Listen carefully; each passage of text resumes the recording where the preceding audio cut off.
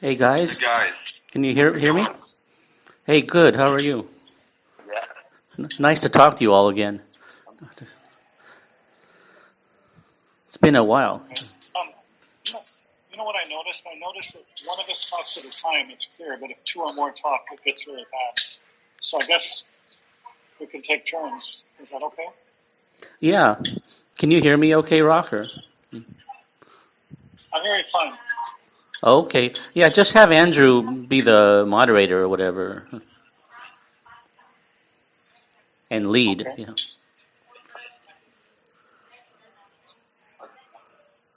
Okay, I wanted to go ahead and ask you guys, where you are right now in the world, and what have you been doing, and just kind of talk about what you're doing right now. Okay. You want me to start or? Sure. Oh, okay. Well, yeah, I'm in Taiwan visiting my parents and not really doing much. I think Rock has more going on than me, so yeah, he should answer that one first. Are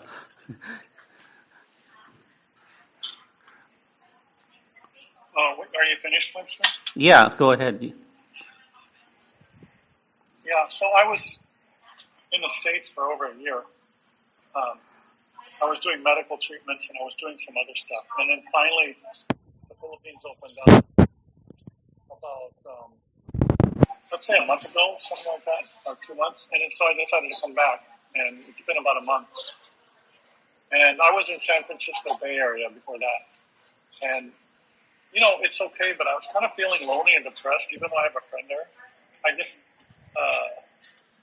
I don't know, it's hard to describe the feeling, but I had that feeling that there's no real life. There's no life. When I go outside, everybody's private. And I remember that compared to when I was a kid, things have changed so much because when I was a kid, people would play outdoors. And, neighbors would be close to each other. And I was staying in a residential neighborhood, but I didn't see that. I just saw, like, whenever kids were out, they had their parents right watching over them. And it was just like a bunch of people living in a bunch of bubbles. So I got back to the Philippines about a month ago, and, I feel much better. First of all, it's sunny here, and that helps my mood. But also, I guess just having people moving around and people, you kind of feel like you fit in somehow. So I think that's improved my mental health, just being back here for a month, compared to the depression I had for the year plus that I was in the States. And mind you, I was stuck in Africa most of 2020. I was traveling to various countries in Africa, but because of COVID lockdowns, I got unfortunately locked in a few places. Like in one place, like 2.5 months in just one compound. So that was not a good experience.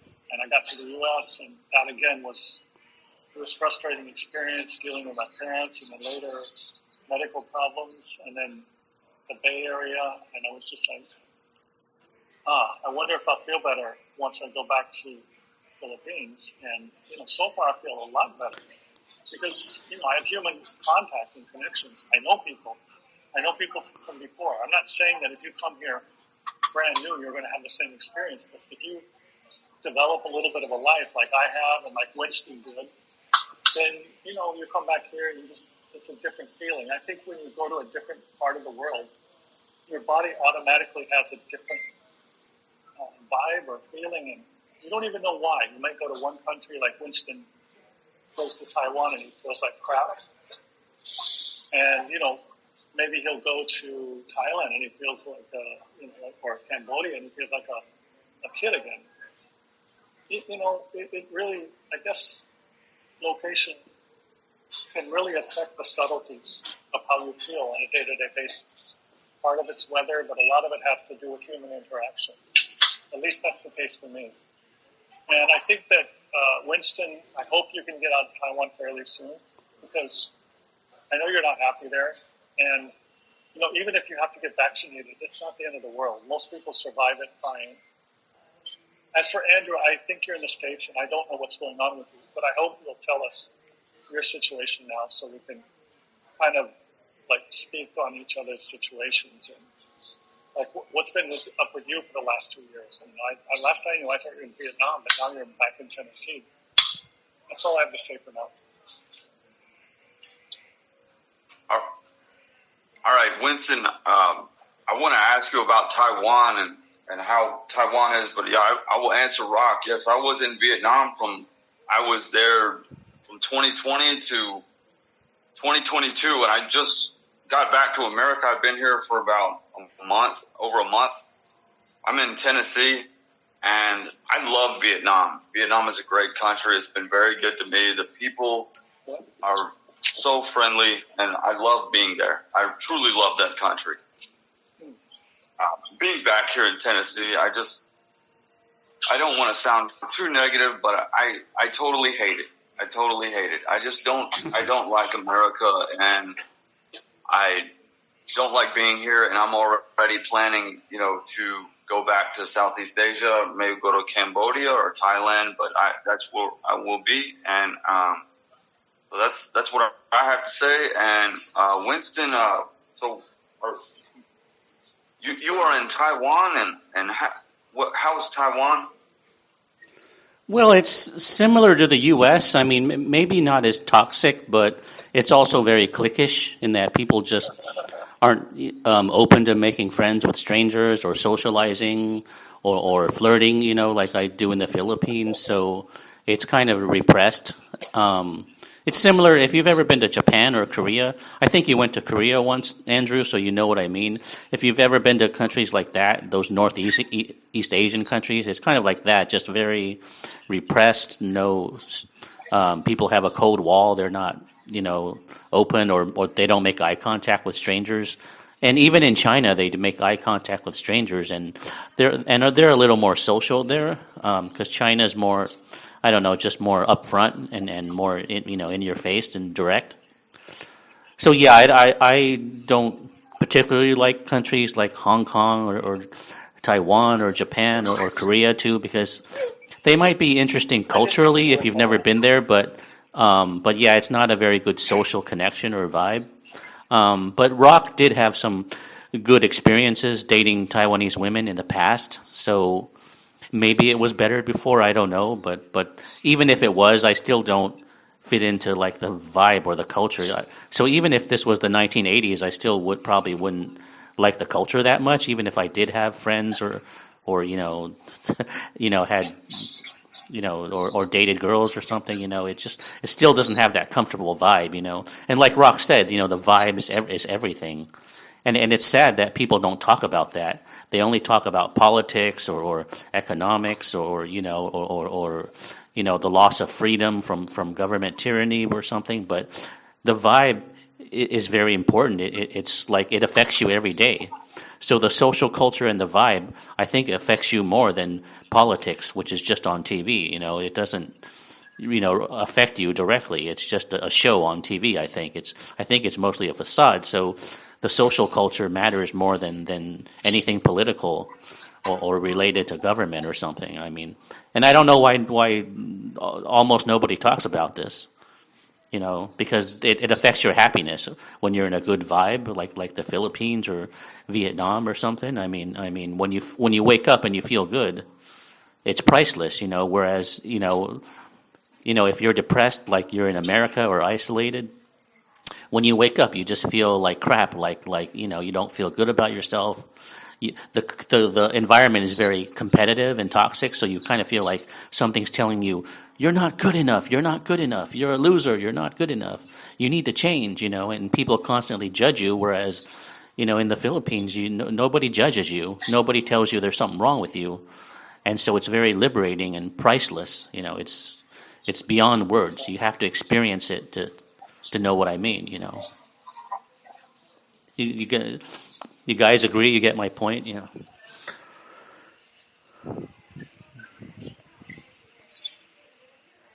Yes, it's so true how Americans, we go abroad to all these different countries and we just become happier. We become more alive, and it's like we're going into another world, it's like you said, Winston, another dimension.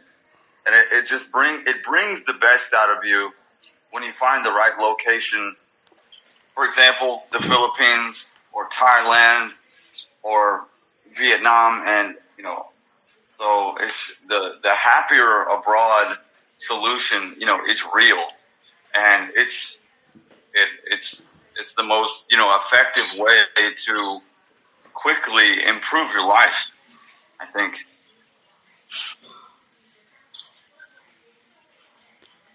Yeah, and yeah, Rob, oh, go ahead.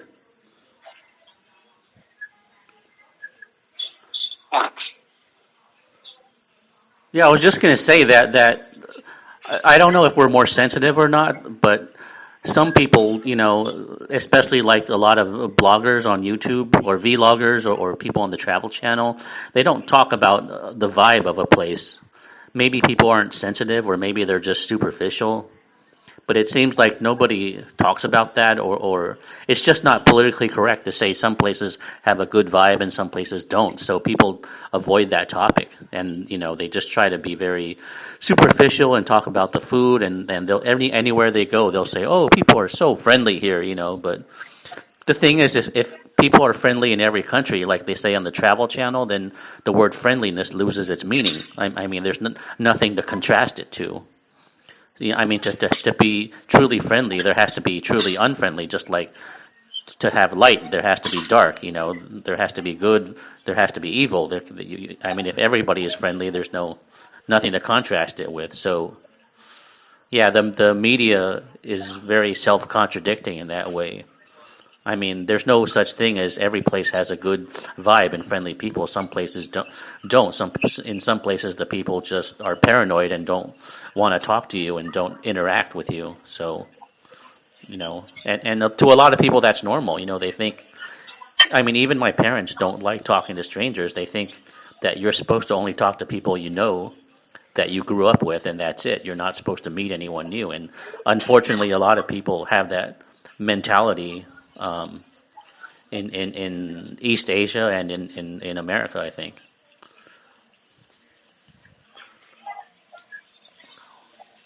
Any comments, Rock, or what do you think? Well, that's that what you said is the very old thesis that your whole website was founded upon. Yeah. So do you guys have any new insights since our last podcast before? Any new revelations or Yeah, anything? since the last podcast, um, COVID does change. I think there are probably changes everywhere. I know there are changes here in the Philippines, and one unfortunate thing about Asia in general, especially Northeast Asia, but to a degree Southeast Asia too, is they seem to be germaphobes. They're still very wary of COVID. Like here, when you go outside, you always wear the damn mask, which I hate. That's one thing that's much better about the U.S. We kind of understand that COVID is past us. It's endemic, but here they take it very seriously. And, I always try to just pull to a place I can sit down so I can take the damn mask off. I don't like wearing it, especially in the tropical weather. So, and the second point about going abroad and solving all your problems, I think that, there are so many countries in the world, and then you have to think about your age, your personality, and where you might fit in more. And so I think it's not that easy to just go abroad. I think you really have to do a lot of research, and then maybe some test traveling. You test a market. You go there and spend a couple of weeks or a month and see how you feel. And the Philippines was an accidental discovery, and it was discovered by me through the forum. And the fact that there was Ladislav and Winston and a few others talking about some big Mr. S, big positive points. And also, given our ages, and this is not you, Andrew, because I think you're in your 20s or maybe you're 30, but some places fit an older person more than others. And I think the Philippines is kind of good for those people who kind of feel like outcasts or rejects in other places. There seems to be a space for those people here more than most countries. Perhaps Africa would have space for them too, but Africa still needs a lot of exploring. But probably the most user-friendly place for a wheelchair-bound guy, or maybe an old geezer, an elderly guy, might be here, because especially some cities like Demageti. You might not like it here, Andrew. I don't know, but you sound super happy in Vietnam. So I guess my question to you would be: is why aren't you still in Vietnam? What's keeping you from being in Vietnam? And I've made like a couple 3 points here. Now, you or Winston can comment as you like. Well, I had to leave Vietnam because the country stopped issuing tourist visas. They stopped doing that, and I had to leave. And anyway, I had not seen my family for many years, so I decided to come back and see them. I will be returning to Southeast Asia. But yes, Winston, what are your comments about the Philippines, as Rock just said? Oh, well, I totally agree with what he just said. I mean, it's very non-judgmental, so every misfit or eccentric guy feels like he fits in there, like he's accepted. And that's kind of unique. I don't know if that's true for Latin America, too, because I haven't been there yet, but maybe it's semi-true. I think in some place like Brazil or Colombia or Costa Rica, a eccentric guy might fit in, too. But I think the Philippines is a little safer because the people are non-confrontational, so they don't get as violent when they're angry, like maybe people do in Thailand. I think Rock told me that in Thailand, when people get angry, they have a temper and they can start fights with people. So the chances of that in the Philippines are far less because people are just not as violent. They're it's very simple and happy, and if you are nice to everyone, then everyone's nice to you, and it's a very simple formula that usually works. So yeah, that's the beauty of it. It has. I know the Philippines isn't for everybody, but the thing is, when you go there and you feel the vibe, it starts to grow on you, and you start to appreciate it more and more, even if you didn't like it before you went. I mean, the third world isn't for everybody, but when you get used to it, you might change your mind, and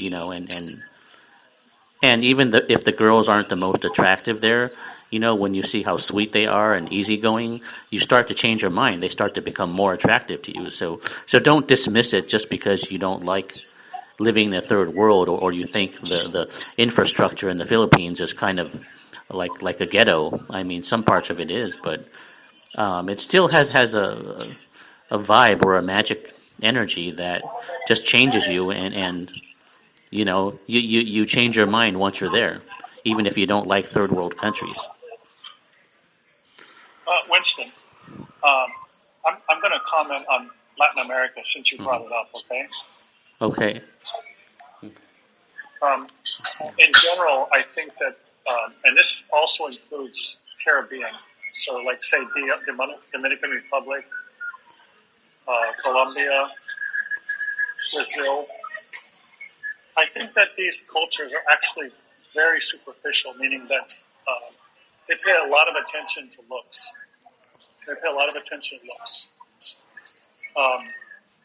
So it's probably harder for a guy who's not very attractive or older to seriously date a local young attractive woman there. Now, what you can do, of course, there's very easy prostitution, so you've got that option, and the people are warmer and more outgoing, so you could probably make friends. Especially if you learn Portuguese in Brazil, you learn Spanish in the others, so you've got that in your favor. The social environment's much better, but the dating environment, not so much, unless you just want to keep it in the pay zone. If you don't mind that paywall.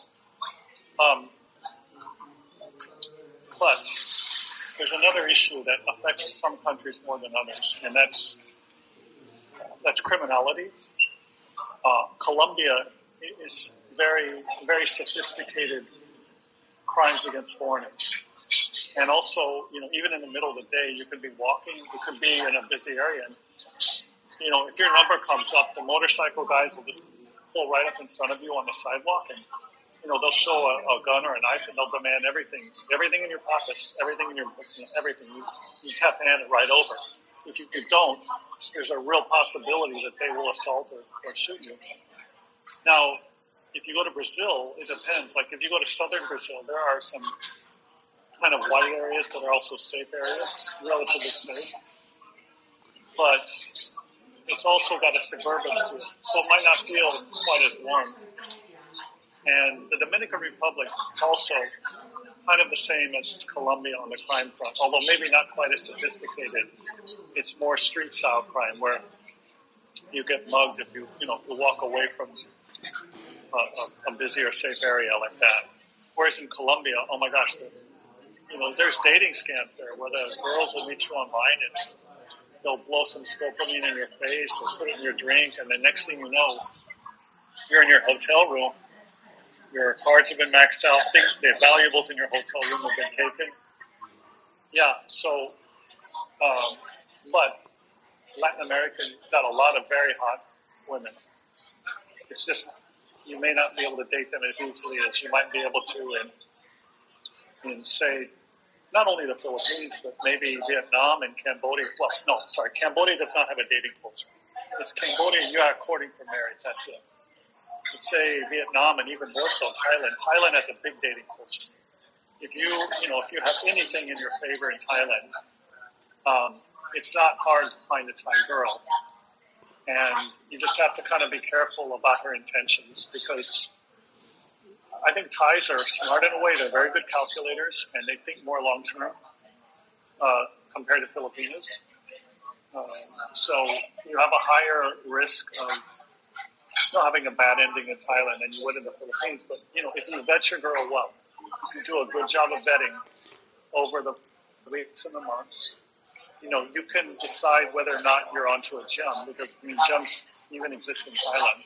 You just have to be a lot more careful because, foreigners attract a lot of people who are playing the game where they date you, they get close to you, but their expectation that you're going to buy a house up in the province, you're going to pay a dowry, and that you're going to support a lifestyle. And those expectations are not, they're significant expectations. So every country's got its pitfalls. Philippines, it's got, it's hard to live in. It's hard to live in. For infrastructure reasons, food reasons, but if you live in certain areas like I like CGC, I like Makati, it's not so bad. Okay, sorry, I'll let Andrew or Winston say something. You want some of these? Well, I've been to Colombia and I was there for about 9 months, and I think I've watched some YouTube channels that have said that the crime against foreigners may have gotten worse. So you definitely need to be careful and safe. Yeah, it's okay. All right. Sorry, Andrew. And Andrew, could you repeat that? No, I was just saying that the safety that anyone going to Latin America, Colombia needs to be definitely on the watch. Make sure you stay safe because what you said is true. And I had a friend who said that he was in a taxi and he had a gun pulled on him while he was in the taxi. So it does happen. I've been there. Nothing happened to me when I was there, and that was my first country that I lived abroad in. And I was in Medellin, and I went all around the city. I went to Central. I went to um, just all around. But I stayed in a safe area. But yes, definitely be careful, and some tips: just never get into a taxi alone. Always go with someone else, and whenever you go out at night, never go anywhere alone.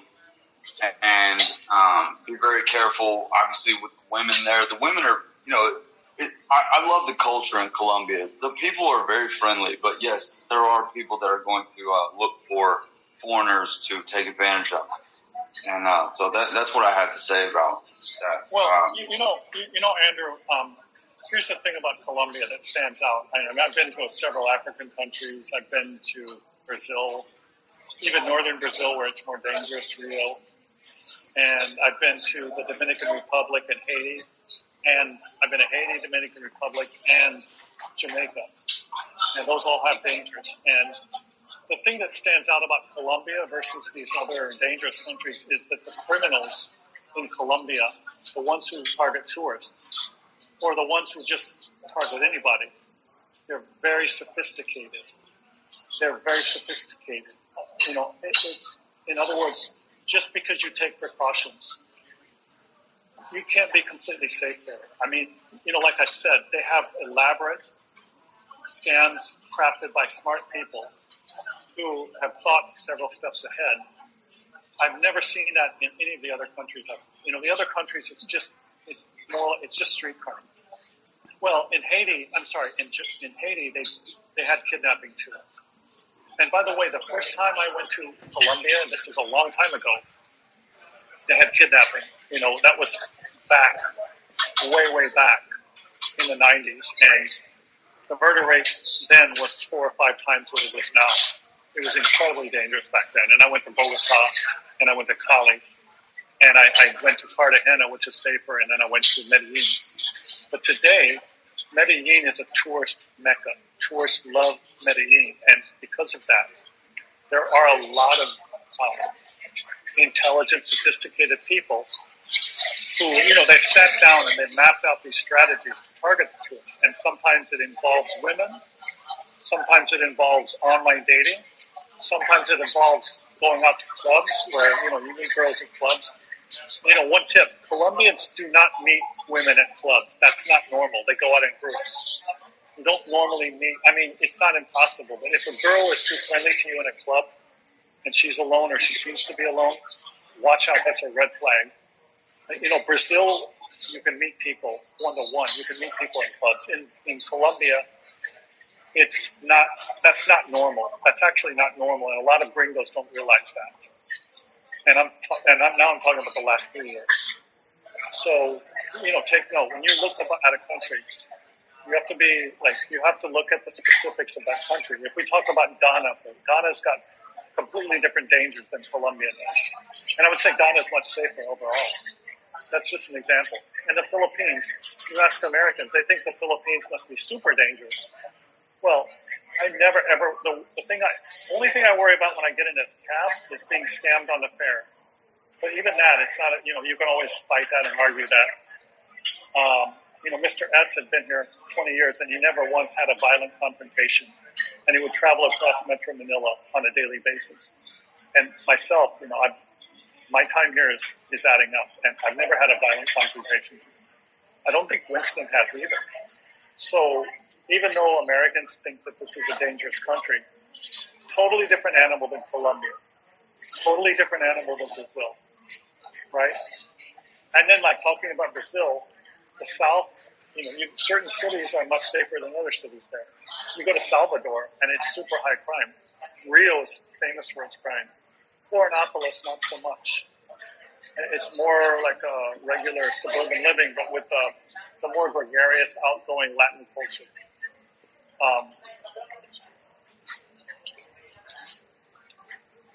And I think Winston, maybe I'm wrong, but I don't think we've ever had any violence here in the Philippines. So, when you look at the travel advisories, they're bullshit. They'll equate Philippines with Papua New Guinea, and they couldn't be more different. Papua New Guinea is super dangerous. The Philippines, as long as you don't go to Tawi Tawi, you don't go to You don't go to the far southwest. Other than that, and you don't walk through the squatter areas at night. But other than that, it's very low risk, I think. That's my bit on danger. Yeah, I haven't had any violent confrontations in the Philippines either, but as usual in the third world, a lot of people will Oh, try sorry, to it's family, hustle right? you and You're not scam you family. and ask you Sorry. for money, of course. And you always have to deal with that. But yeah, no real violent confrontations. I've seen in my times in Cali, I saw two different instances where somebody pulled a gun out and he was ready to use it. One time was in a bar, and the other time somebody had snatched somebody's bag and the guard was ready to shoot him. But he shot in the air first and they caught him. The guy in the bar was pissed off at one of the customers and he followed him out. And I think the staff kind of stopped him. But I saw that gun come right out. So, in Colombia, you don't fuck around. You just don't fuck around there. You don't even want to get in serious arguments with people. You don't know if you mess with the wrong person. It's not just about throwing fists. And yeah, I know plenty of people who spent, months in Medellin and they've been lucky, but, you just never know when your number is going to come up. And El Centro, if you were in El Centro is not safe. El Centro is not safe. It looks fun. It's a fun area, but that part, it's a haven for criminals. Maybe you were in Laureles. Maybe Laureles is better. And then the most popular area where all the foreigners go. During COVID, people were getting robbed there too, especially at ATM machines. You know what neighborhood I'm talking about, Andrew? The one where all the foreigners go, El Poblado. You probably know El Poblado, right? I stayed in Poblado. Yeah.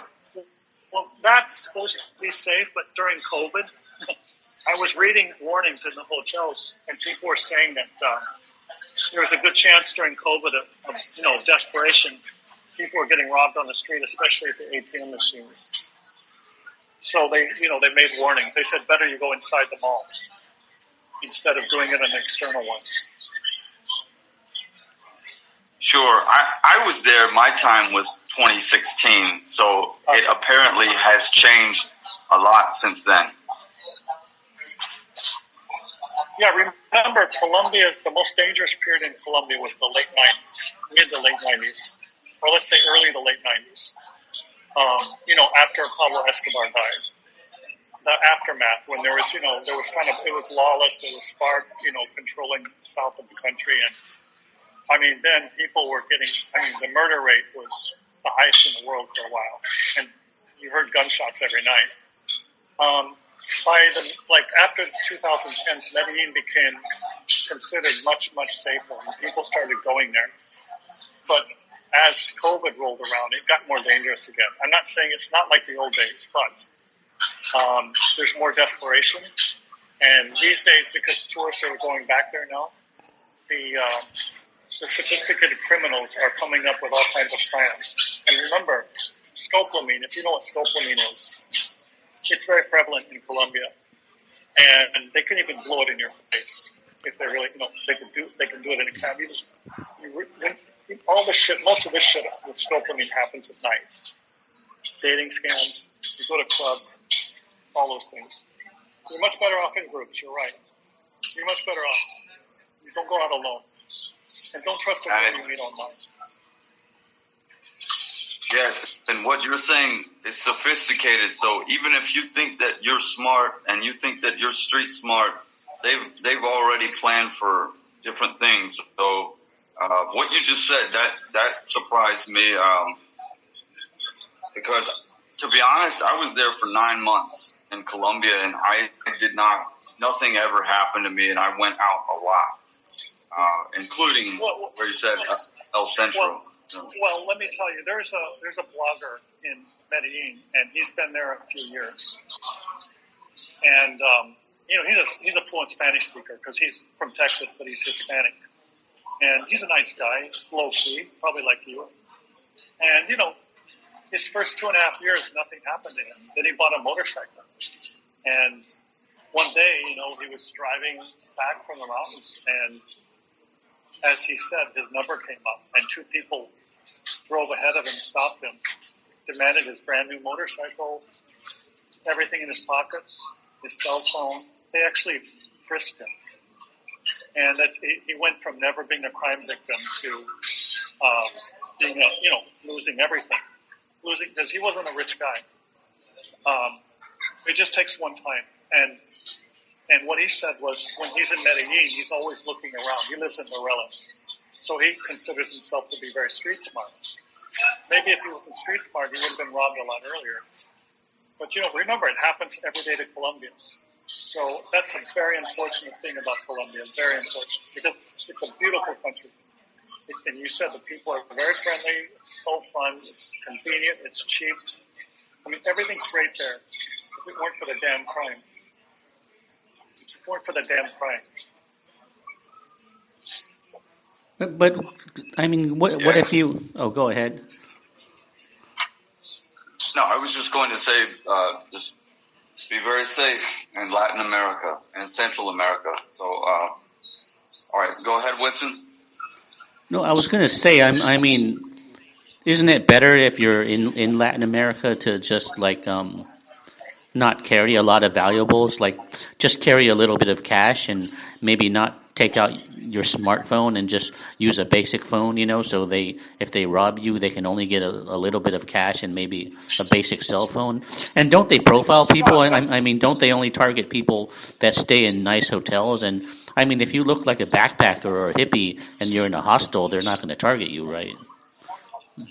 Well, the first thing you said, I think, is wise. If you do it that way, you won't lose much. You're right. But as for profiling people, not so much. What they profile, they have a saying. It's called showing papaya. And so what they profile for is people who look like easy marks. And look, one thing that makes you look like an easy mark is you look like you don't know what you're doing. Or if you look like a tourist, that's showing papaya. And if you show papaya, they're going to make a try at you, see what you got. They figure, hey, you're a gringo, you may have cash. Even if you look like a backpacker, you may have a good smartphone. But in your case, they're going to take what you have, and you lost a cheap smartphone, and you lost maybe a little bit of cash. And usually, if you give it right up, they won't hurt you. So that's a good one. I mean, if you give things up, the people who get hurt are the ones who resist. Or the ones who get drugged, because that drugging is dangerous. That drugging can hurt you. If they accidentally give you too much, you can get really sick. So, yeah, I mean, if you don't mind going out with a cheap cell phone and not having a lot of cash on you and leaving your cards at home, that's a good way to mitigate the risk. Or you can hide the cash, right? I mean, some people put different cash in different parts of your body. Like you have a $20 bill here, but the rest of your cash is somewhere else that they don't see. No, but if you play that game and they see it, they might stab you. They don't like they want you to give your money up right away so they can get out. And they can get away with hurting you. In Colombia, it's very hard to catch those guys. They're usually on motorcycles and they can zoom right away. And the cops don't make it a high priority. And there's usually two of them, Winston. Anyway. Latin America, there are safer places. Like that blogger said that Panama is much safer than Colombia, much safer. It's just not that cheap.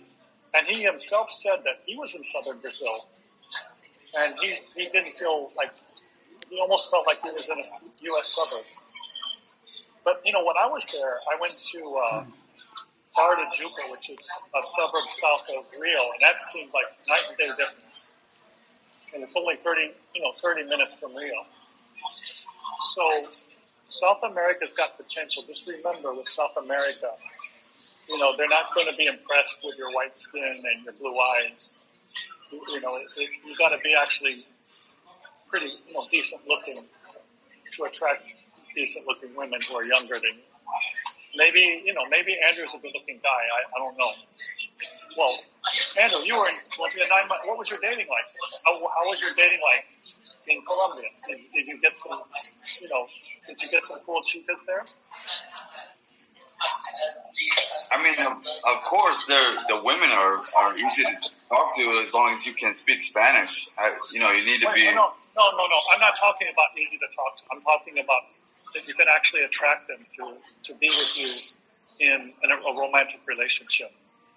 Well, I only really attracted one for a relationship, just one. Well, but how many have you attracted in the U.S.? Well, I can I can go out and attract some, but we're not going to talk about U.S. Look, Okay, we all know that. How attractive was the girl you attracted in Medellin? Okay, well, she was a lot younger than me. I was 30. Dude, you're not old, okay? You're still young, so don't talk about age. But like, how attractive was she? She was okay. I mean, she was decent. Maybe a 6 out of 10. 6 out of 10. Do you know, in Colombia, I can tell you this: if you're 35 or under, age is not a problem. Absolutely not a problem. You agree? Well, you have to be. Well, in Colombia, you're competing with the local men, and the local men are suave. They're smooth. You got to be smooth yourself. Yeah, I understand that, but the thing is that there are certain women who are attracted to gringos for whatever weird reason, but they're not attracted to like old gringos. They're attracted to reasonably young and reasonably decent-looking gringos, and that's where I would think, would have a lot of chances. Well, I mean, you're decent. Well, sure, but you gotta. Well, I think when they're looking at gringos, especially, they're thinking that they will be more loyal, that they would be more committed to the relationship. But in Medellin, everyone knows what the deal is. They know that foreigners are there for a reason, and they know it's for partying. They know that why they're there. You know what I would do if I'd been there? I would have gone to other places because Medellin is overfished. Medellin is a special place. The people are kind of proud there. I'm talking about the real países. That's why I spent so much time in Cali, because Cali, I got my blue eyes and my white skin helped me more there. Because, it's different than Medellin. And Bogota's got everything. It's just that people are so busy working. And the other place I really liked was Cartagena. And again, the white skin helped with certain people. Are you Nordic? Like, what do you look like? You're white skin? Do you have blonde hair? What color are you? No, I'm just a white guy. I mean, I'm your average white guy. How tall are you? I'm 5'9". Okay, you're 5'9", which is normal to above average in Colombia. There's nothing wrong with your looks. You look normal, right? You're not overweight. Well, yeah, I'm just an average-looking guy. Yeah. Yeah, but average in America can be like what they say. Different is good. Like there are going to be some girls that are just like some girls in Europe are attracted to black guys, even average-looking black guys, even below average-looking black guys. I've seen that. When I was in London, I saw several times some busted, ugly black guy with a hot, tall white woman. I'm like, how did he do that? It was different. So, and I'm not just talking about Colombia. You probably could have some great luck in Brazil. You probably do better in Brazil. Especially if you're willing to date darker skinned women. If you're not going for the white girls, like if you're going for the mulattoes or even the black girls. I mean, you're gonna have a big handicap, I believe, unless things have changed a lot since I was in Brazil. So you have a lot of potential in Latin America, more than Winston and I do, I think. Sure, but so Rock, let me ask you: with all the safety problems that you just brought up with the crime, do you still recommend, Americans, in different age groups to travel, and live in South America? Yeah, because South America's not all dangerous. Like southern Brazil isn't so bad. Panama's not so bad. Costa Rica's not so bad. Believe it or not, Cuba's pretty safe, but it's got a lot of inconvenient problems. where there's a will, there's a way. It's just that Colombia is a very special country. It's got this unique history of violence and drugs, and all of those things are still there, even if they've improved a lot. There's a lot of drug addicts there, and I'm just saying that Colombia is like on the high end. You could do a lot. Brazil's a big country, a lot of different types of cities. Brazil might be like a real, you could spend a couple of years going around Brazil and finding places you like.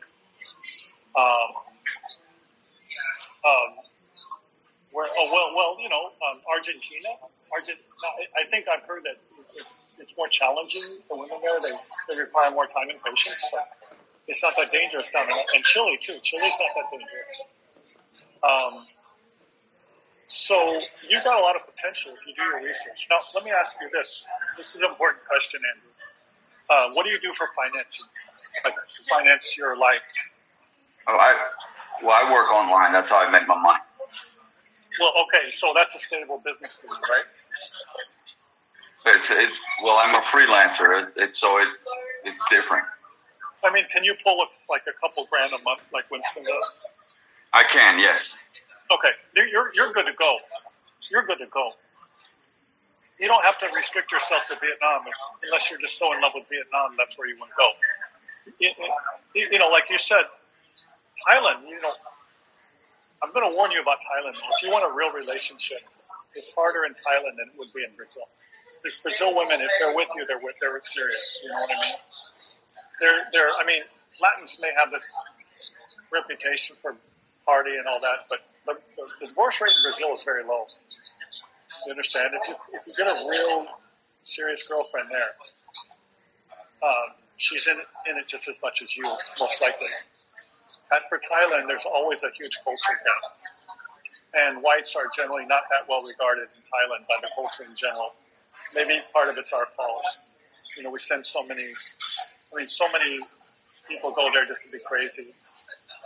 So, Andrew, you should be very optimistic and you should be very positive because there's all kinds of things you can do, depending on what you want. Winston, are you still there? Yeah. Okay. Do you know what I'm saying? I mean, do you have anything to add to what I'm saying to Andrew? No, well, I haven't been to Latin America, so I can't say a lot, but I don't think it's just as simple as being white or black or Asian. I think, it depends on your personality, your charm, and whether, the girl just likes the way you carry yourself. It's a little bit subjective. Well, absolutely. Subjective Yeah, too. I'm glad you added that. I'm glad you added that because when I talked about race and looks, that's just a starting point. Because if you don't look the right way or you're not the race the girl likes, she might not even give you a chance. But yeah, in Latin America, it's probably better to have a bit of extroversion, to learn how to dance certain dances, and to be proactive. If you're too shy, if you're too introverted, if you're afraid to make a first move, you're probably not going to get very far in any of those countries because they expect you as a man to put in some work. The women are not going to go to you unless you look like whoever's the most attractive guy down there. But don't some girls like that shy, sweet type of guy, like the strong, silent type? Yeah, but even those girls, they're not going to go up to you. They're still going to wait for you to make an indication of interest. It's just in Latin America, well, maybe in Ecuador they might do that, but generally, I think that it behooves you to learn a few things about whatever country you're in, to be proactive, to approach people as friends, women and men both, build up social circles, all the stuff that the PUAs tell you. I mean, it's not all wisdom. But I'm just saying someone like Andrew, depending on how he comes across in person,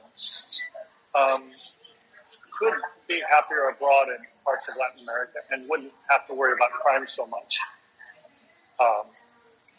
except for Colombia. Well, which parts are safe? Which parts are more safe than others? I just mentioned like southern Brazil, Panama, maybe Costa Rica, Chile, Argentina, and even Uruguay, but I wouldn't recommend Uruguay. It's too boring. Yeah, I have a friend in Uruguay, and he doesn't say anything good about it. He's- Yeah, I would not recommend Bolivia or Uruguay, but I would definitely. A lot of people, including Frank, remember, our friend Al Claudio, he absolutely loves Argentina. Funny enough, he met a Brazilian girl when he was there. I think he was dating a Brazilian girl yeah, he said. when he was in Buenos Aires. Yeah, he recommended Argentina. He said people like having deep conversations there in Argentina, And and so, Argentina's not very expensive. oh really? Yeah, which places are the most low cost living? Like Cambodia, really Okay. low cost living. No, no. Okay.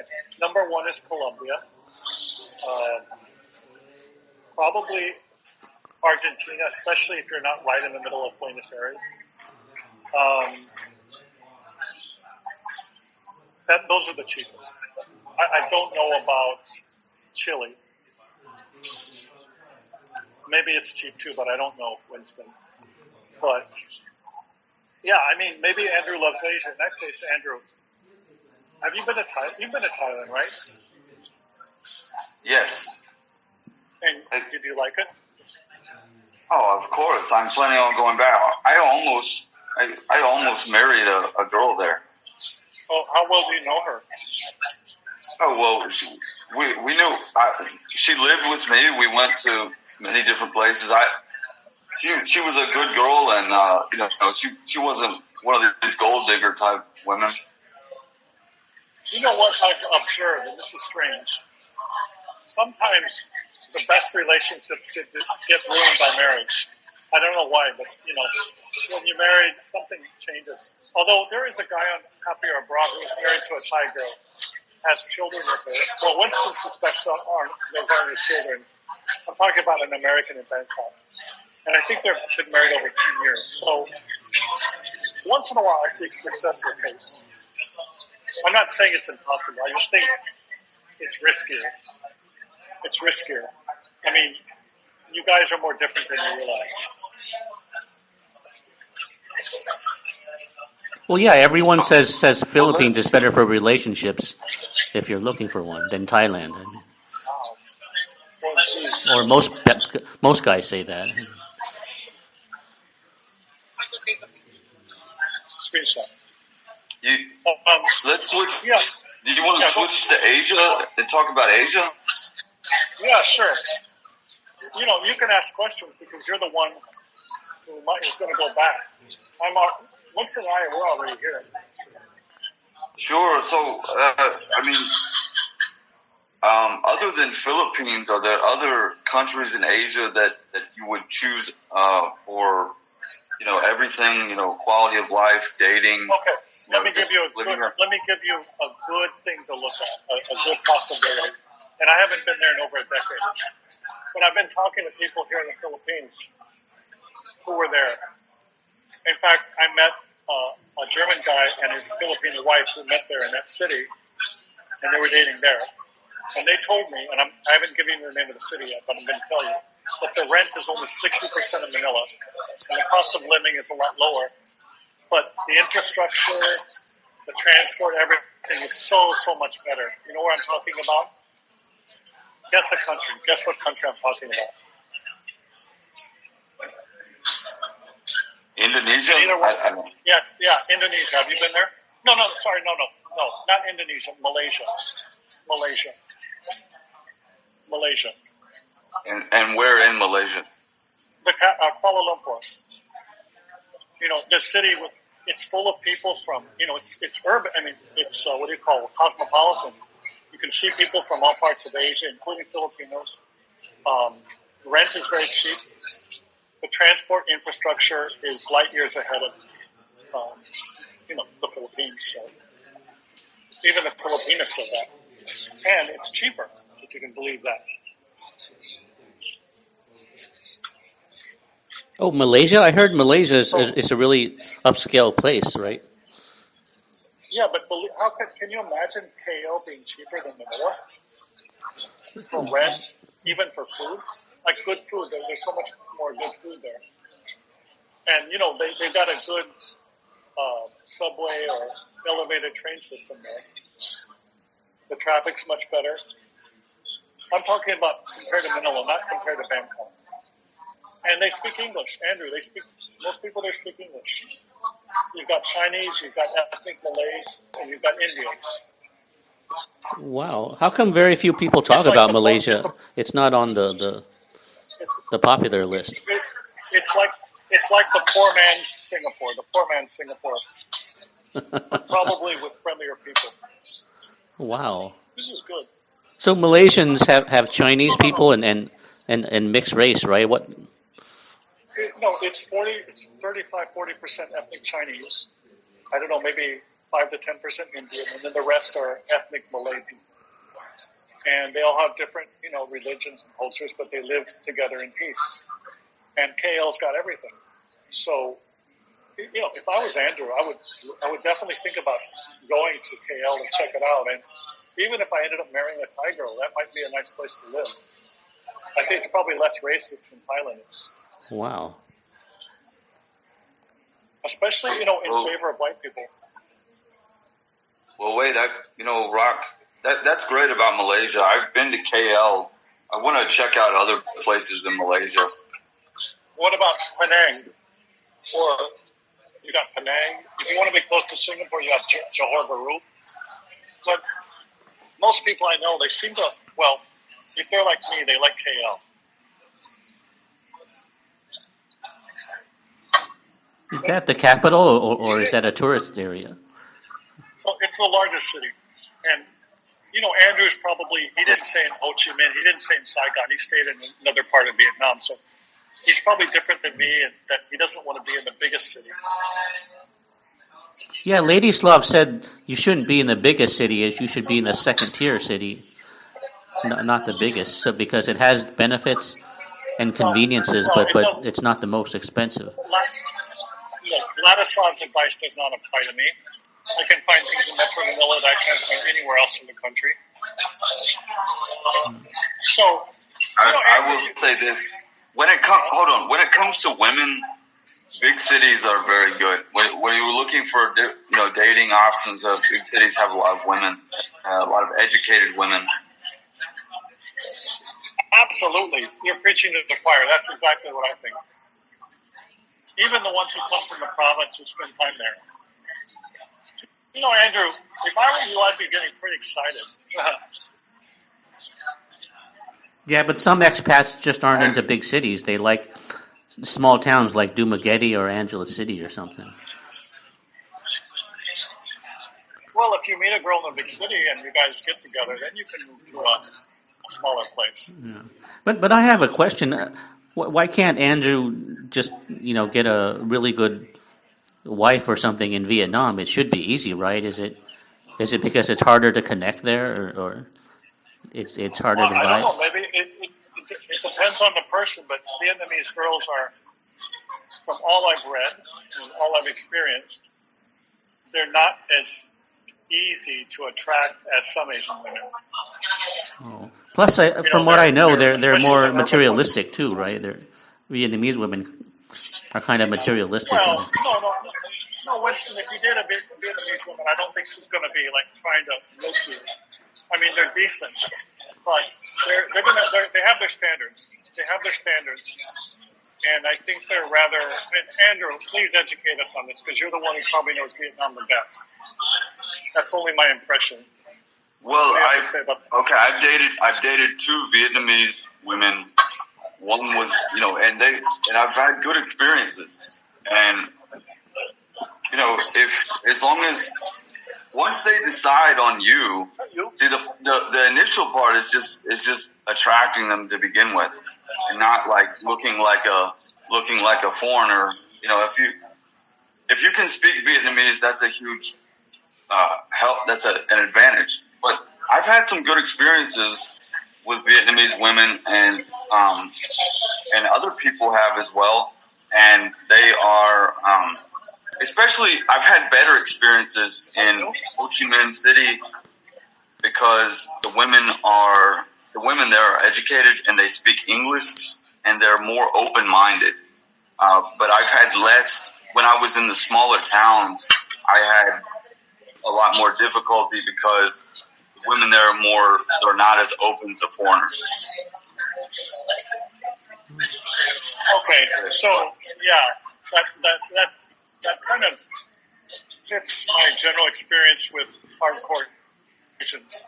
You want to stick to the most international and cosmopolitan places in a country, and that's Ho Chi Minh. It's even a lot different than Hanoi.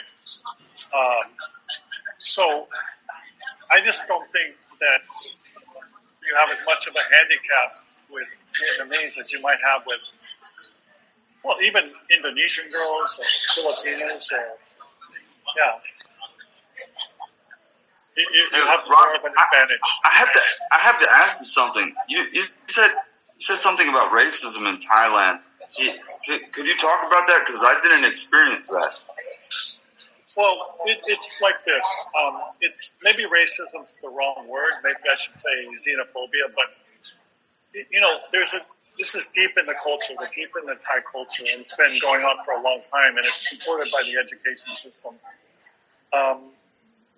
Thais are very close knit. I mean, as a culture, it's like if you ever have a problem with Thais, all of a sudden, everybody around is going to act as if he knows the Thai person. Like it's uncanny. You are an outsider, and everybody looks at you as an outsider, as a Westerner. And some people are fine with that, but some people, they may treat you with a smile, but in their thinking and maybe the way they speak to their friends or their relatives, they hold you in contempt or they hold you in suspicion. And I'm sure that it's improving with the younger generations and exposure through the internet, but Thais are still, they have a kind of a superiority complex towards non-Thais and especially non-Asians, and doubly so for people like Indians or Africans. But, even though Europeans, they may think that, say, Norwegian guys are very handsome, but when you go to Thailand, it's almost impossible to naturalize them. And if you ever have any kind of, conflict with a Thai, you're going to be at a disadvantage. The system is they're going to favor the Thai over you. And public opinion is going to favor the Thai over you. On average. It's just, that's the price of being a foreigner there. It's a beautiful country. There's so much fun. But any foreigner, you ask any foreigner who's lived there long term, speaks fluent Thai, and most of them will probably agree, including Ladislav. By the way, Ladislav has a very extreme opinion. I think he's way too extreme, but he felt like he was not liked at all in Thailand. And he learned to speak fluent Thai, so he says. He said Cambodia was much better. But, he's not the only one. You can get a Thai girl and marry her, and she may love you, she may be willing, but the more she's willing to leave her culture, the easier it'll be for the two of you, I think. Because I don't think you can really penetrate Thai culture, no matter how hard you try. Just speaking the language does not make people think you're a Thai. Doesn't not make people accept you as a Thai. They equate you with all of these other white-skinned people from various parts of the world. You're just like them. You may be bad, you may be good, but you're never Thai. Winston, we've talked about this before, right? About what? About how Thais, kind of, they look at foreigners in a very different light than they look at each other. It's a very strong culture. Yeah, a lot of that is subtle. I couldn't pick up very much from them. They just seem very reserved and polite, but I couldn't pick up by the way, what they were Winston, thinking. It would be significantly easier for you than it would be for Andrew and me, because Chinese people do succeed in becoming Thai. It's possible, especially but not for white people. It's really impossible, I think. So, and they just don't have as much respect for white people as some countries. Some of them don't like us. I mean, more people than you realize don't like us. And they don't show you, but, if you have a problem, then you'll see it. If you ever stand in front of a judge, if you ever get in a car crash, those things, they're changing, but they're still a far cry from equality. So you always remember, you know what you should do, Andrew. If you think about living in Thailand, meet those expats who've been there for a long time. Meet those expats who speak Thai and talk to them and see what their experiences have been. Because, you, as a tourist, you don't know. If you stay there just for 2 years, I've probably spent about 2 years in Thailand in total. But I haven't scratched the surface as far as understanding. I mean, they teach children in school that, Thais have a special place in the world. And don't take it from me, because I'm not a Thai expert. But if you go back to Thailand, try to learn from foreigners, because Thais will not tell you. Thais are not going to spill their secrets. If you don't pick up on it, that's your problem. They're not going to tell you. No, a lot of it's subtle. Yeah. You don't see it behind the smile. Anyone can smile at you, but you don't. If they're still. That's another thing. Thais don't even smile that much. I don't know why it's called the land of smiles. Really, they don't smile that much. At least not in Bangkok.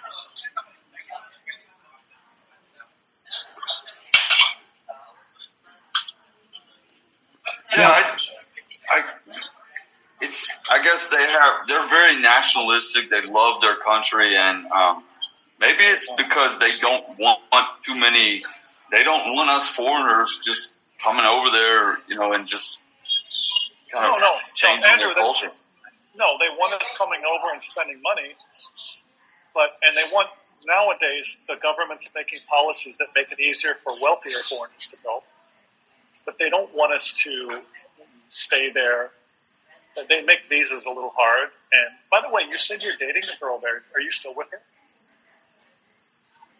I'm talking to her, and I'll see her when I get back there. Yes. Well, great luck with that. Great luck with that. I hope it, maybe it works out if that's what you want. But please be careful about marriage. Be careful about marriage. Marriage is to anybody. It's a big step. He's only 30. If you get married, do you have to pay a dowry, and how much is it? Oh, okay. Well, wait, you say you're 36? I thought you were 30. No, I'm 36. Okay, Sweet Joe's next to me. She's hearing me talk, so when I said be careful about marriage, she was nodding her head. Don't you have to pay a dowry in Thailand, and how much is it? It depends on the age of the girl, whether or not she's had a child, what her social status is, et cetera, et cetera. But who determines the price, though? It's kind of like, the why culture, who why's who. It's complicated, but if she's really wealthy, they might have you pay the dowry, then give it back to you after the wedding. If she's really, wealthy, she might ask a big dowry, but then the parents give it back to you afterwards. That usually doesn't happen, but if she's from a high class, it might. What's the class of this girl, Andrew?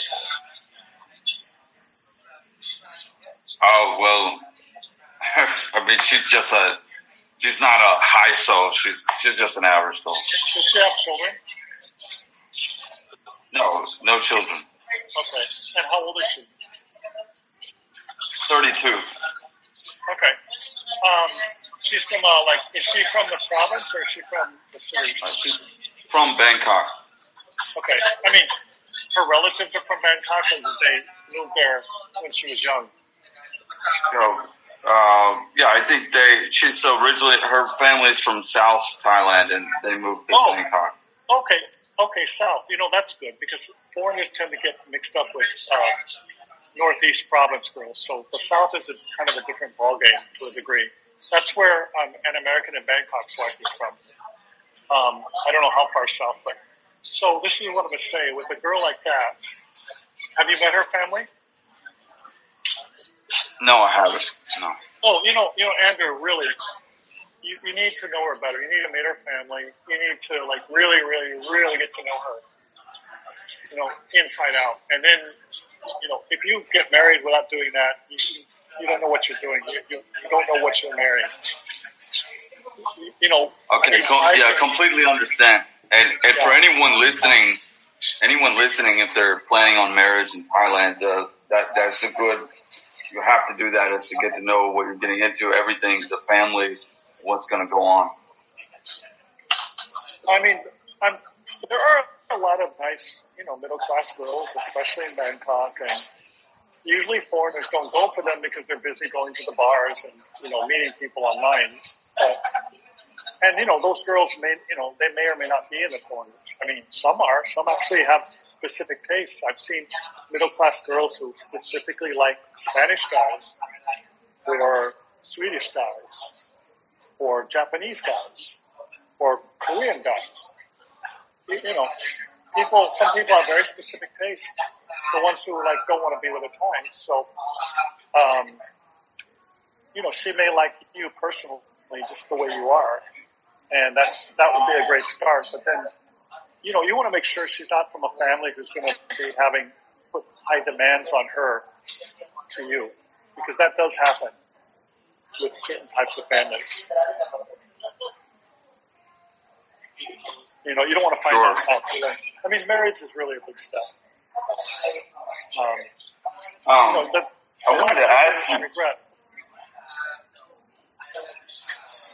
A lot of people. Well, do you know anyone personally who got married and then something bad happened? I only know personally. I know one person who got married. It was a Norwegian guy. And last I haven't talked to him in a long time, but last I knew they were fine. And I met that girl. She's an easygoing, pretty simple girl. And another one, of course, is the guy from the forum. And last we checked, 3 years ago, Winston and I met him. He was doing fine. And then, believe it or not, I actually know of a bar girl who got married about 12 years ago. I mean, she was really young. And now I see her on Facebook. She has 2 kids, and she's still with the same guy. I think he's a German guy, or I don't know, some kind of Western guy. But from all I've seen on Facebook, they're very happy together. And, she looks like a good mom. And she's only 31 years old. So she got married in her early 20s. And I think the guy is he looks like he's 15 years older than her, something like that. 15 or 20. So, at the end of the day, it depends on the person, right?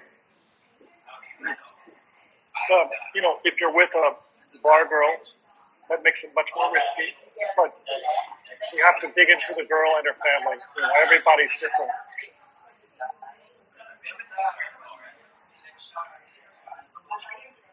Right. Okay, so Rock, I wanted to ask you, or Winston, do you have anything you want to add?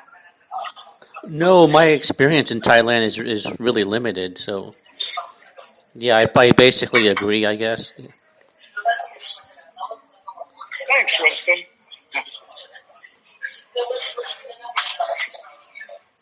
Okay, Rock, I wanted to ask you about other countries in Asia that you've been to. Do you have what other experience do you have in Asia aside from Philippines, Thailand? Yeah, let's just put it generally. My earlier experiences, and I'm going back, say 20 years or more. Those were in Northeast Asia, specifically Taiwan, and to a lesser extent China. And in those days, it really fit me really well. And in Taiwan, I was a happy camper, quality and quantity both. But Asia changes fast. Asia changes very fast. And the world has changed fast too with social media. So I don't think I could recreate that in Taiwan, even if I was to go back to my original age. I'm not sure I could recreate what I had back then because it's changed so much. So more recently, in the last 10 years, it's been Southeast Asia. And I've already talked about Thailand, and I've talked about the Philippines, and I mentioned Indonesia. Today, would Taiwan be good for some people? I don't know. Maybe if you're, because Taiwan girls, I think they're very high quality. I think they're serious. They're not scammers. They're educated. Even they may not be great conversationalists, but guess what? When you get to know them and you hit a chord with them, and if you learn Chinese, well, some even with English, but if you know Chinese, there are some that you can talk to, and you can keep talking and talking like your best friends. Okay, and that's probably true today. So if you're a guy your age, maybe you could probably meet very attractive women in their mid to late 20s if you got lucky, but that's an assumption because maybe it's true, maybe it's not. I know when I go back to Taiwan, the people still look high quality. They don't have tattoos. They don't get overweight. They take very, very good care of themselves, like Japanese. I mean, they look fabulous. They dress well. They speak in a high class manner. They don't swear much. They're elegant. They're classy. This is not China. This is Taiwan. So on the surface, Taiwan looks great, but you really have to go there and try to know how well it's going to work for you or not. China these days, they're getting very anti-foreigner. You can't even go there now. In fact, you can't go to Taiwan unless you're like Winston or me. But I think Taiwan may open in the second half of 2022. It's a rumor, but they may open again. I just don't know if you'd want to go to the trouble because you're already so happy in Vietnam and you're already happy with a Thai person. I mean, why? Like when I was in Taiwan and I was doing well, I didn't think about going anywhere else because I said, why? I'm already happy. I've got a great job and I've got a great social life and everything's working so well. Why do I want to, if it's not broken, why fix it, right? Why try to fix something that's almost perfect while it lasted? Maybe one day you'll get sick of Vietnam, you'll get sick of Thailand. Then you can think about Indonesia. Then you can think about Taiwan or the Philippines. But for you personally, Andrew, I think that you're on a good thing with Southeast Asia. You still have a potential girlfriend. You're getting to know better. You may be able to explore Kuala Lumpur. Eventually, Vietnam's going to open back up, probably. And Cambodia is interesting to go to, but like I said, there's no dating culture there. You can't really date there. You have to court. And when I say court, I mean really court. You have to get into that culture.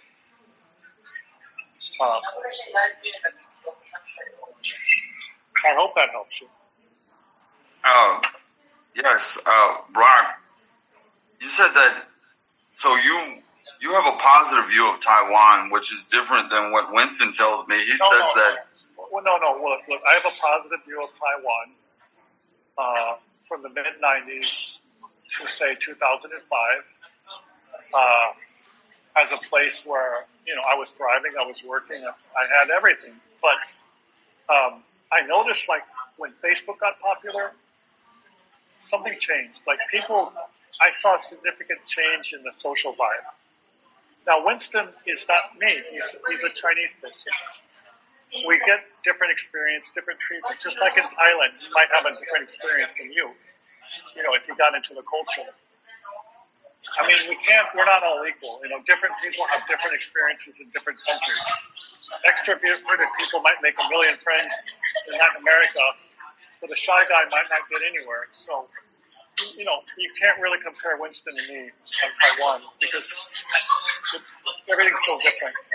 And I was working in Taipei, the capital, the biggest city, and I had a real job.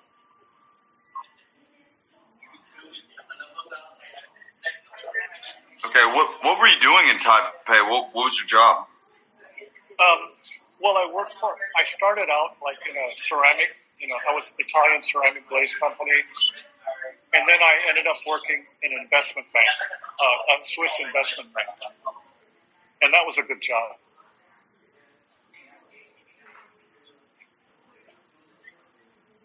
Okay. Oh, by the way, Andrew, you know what? There's another guy, Sean Air King on the forum. He's very involved in Taiwan. I think he's doing crypto business there. And he's been there a long time.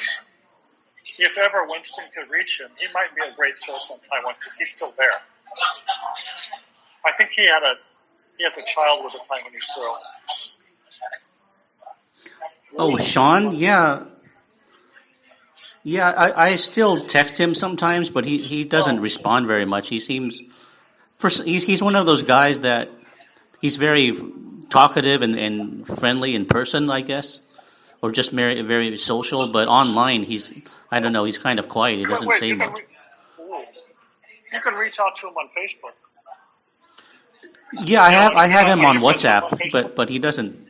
Yeah, he doesn't like to. No, I think on Facebook he might be more responsive because he's pushing all his crypto stuff on Facebook. Oh, okay, yeah, he hasn't talked to me about that. I heard he was doing some type of blockchain thing, but I didn't know he was into cryptocurrency. Isn't that really risky, though? I mean, some people say that's a scam. No, blockchain is related to cryptocurrency. Okay, they're related. And if you're the guy who's charging other people, you have no risk, right? Maybe he's charging other people to join his courses or whatever. Okay, he may be one of those guys. Who knows? He used to be selling private eye business, which is funny.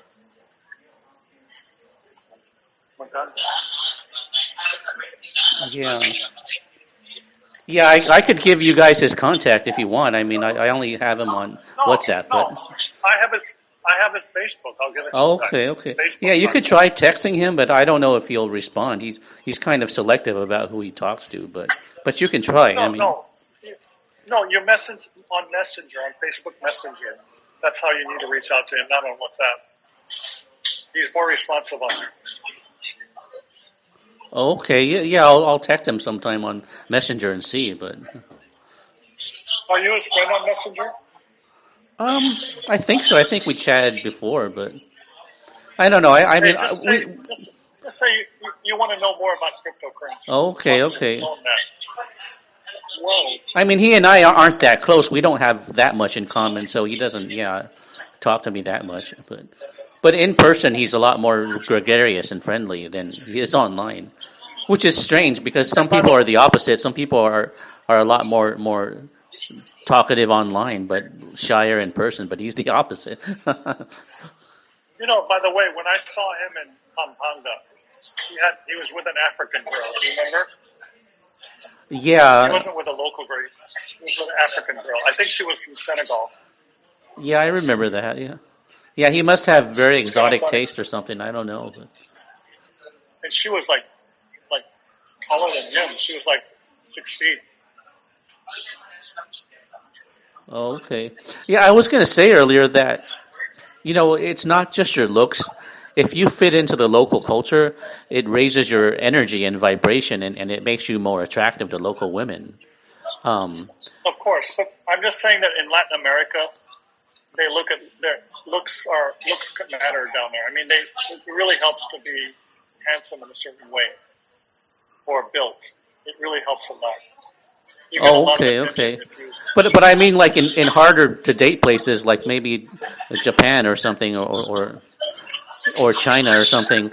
If you fit into that local culture really well, and you're a Xenophile or a Japanese file or whatever, you probably would do better because women like it when you fit into their culture more than if you don't, if you're a misfit. Yeah, you learn, you get into anime or whatever, you speak Japanese. I'm sure it helps. Yeah, I just mean it raises your vibration and energy too. It's not just your hobbies. It just raises your charisma and your vibe. Hey, Andrew, when are you going to come back to Asia? Oh, hopefully by the end of this year. Why so slow? Well, I wanted to spend time with my family, and I haven't seen them in like over 6 years. Are you from Tennessee? Yes. You don't sound like you're from Tennessee, though. I mean, you don't have Well, that I'm twang. I'm from Memphis, and Memphis is a big city. Yeah. I mean, I noticed that when I go to the east part of Kentucky, eastern part, like the east third, it's more exotic there, where the Appalachian Mountains are, compared to like the west. Do you mean his accent isn't as strong Southern as other people's? He doesn't. No, it's not. No, when it's not Southern, it's an Appalachian accent. It's Dusty has that. Dusty. Oh, okay. Do you mean they usually say stuff like y'all or something like that, or? No. That's no. If you want to know an accent, watch Deliverance. Some of the people speak with that accent. That was a weird movie. I'm sorry, Andrew. So weird. And Andrew, don't wait. Let me stop. Andrew, don't take any offense, okay? Because I've always been fascinated by the South and also by Appalachia and, well, by several areas in the U.S. New York City. I'm from rural Illinois, and it's not very interesting. I mean, we just have flat plains and cornfields, whereas, like, in Tennessee, they've got a music culture, they've got mountains, they've got different parts, it's, and Tennessee too, right? I mean, those are interesting parts of the U.S., although with the internet, I don't know how much of that is surviving anymore.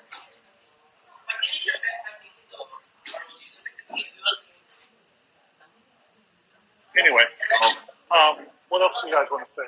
Did you want to say something, Andrew? I'm sorry. I didn't mean to cut you off. Oh, yeah. Yeah, that's interesting because Winston said he likes the South too, and he likes the old South that, was from a long time ago, where people were more down to earth and social and friendly. Isn't that right, Winston? Well, yeah, I mean, there's a romanticized view of it even in the movies and stuff, and old TV shows, of course. Have you guys have heard of like Savannah, Georgia, right? That's supposed to be a very nice town for that. A little bit traditional, very friendly, and it's mixed race. There's a lot of both whites and blacks there, and they get everybody thinks. This is what my friend told me because I've never spent time there, but my Taiwanese friend spent a while there, like I guess some weeks or months. Have you been to Savannah, Andrew? No, I haven't. So you're from Memphis. You're from a big city. Have you traveled around like anywhere in the U.S. besides that? Well, I moved to Nevada. I lived in Nevada for 2 years, but no, I don't have Las Vegas. Oh, Vegas. Winston's from there too, right, Winston? Yeah, yeah, we talk about Las Vegas sometimes. It's an interesting place, like but they say it's a soulless place. It's the opposite of the South in a way. It is, but I mean, it's very commercial and corporate driven. But I heard Las Vegas used to be a much better place in the '60s and '70s when it was run by the mafia. It was more fun and wild. Yeah, I would say the U.S. in general is a much more interesting place. Yeah. Andrew, for your generation, you've only grown up with the U.S. being a very generic place, mostly. And I think I can understand why you don't really feel good there. I really can understand it.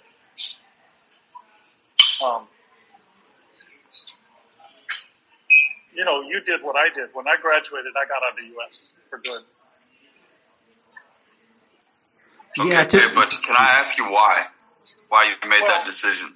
Okay, when I was in university, I got to know some Taiwanese students, and they all told me And even Chinese students from mainland, they all told the Chinese told me, "Hey, don't go to China, go to Taiwan. China's not free enough."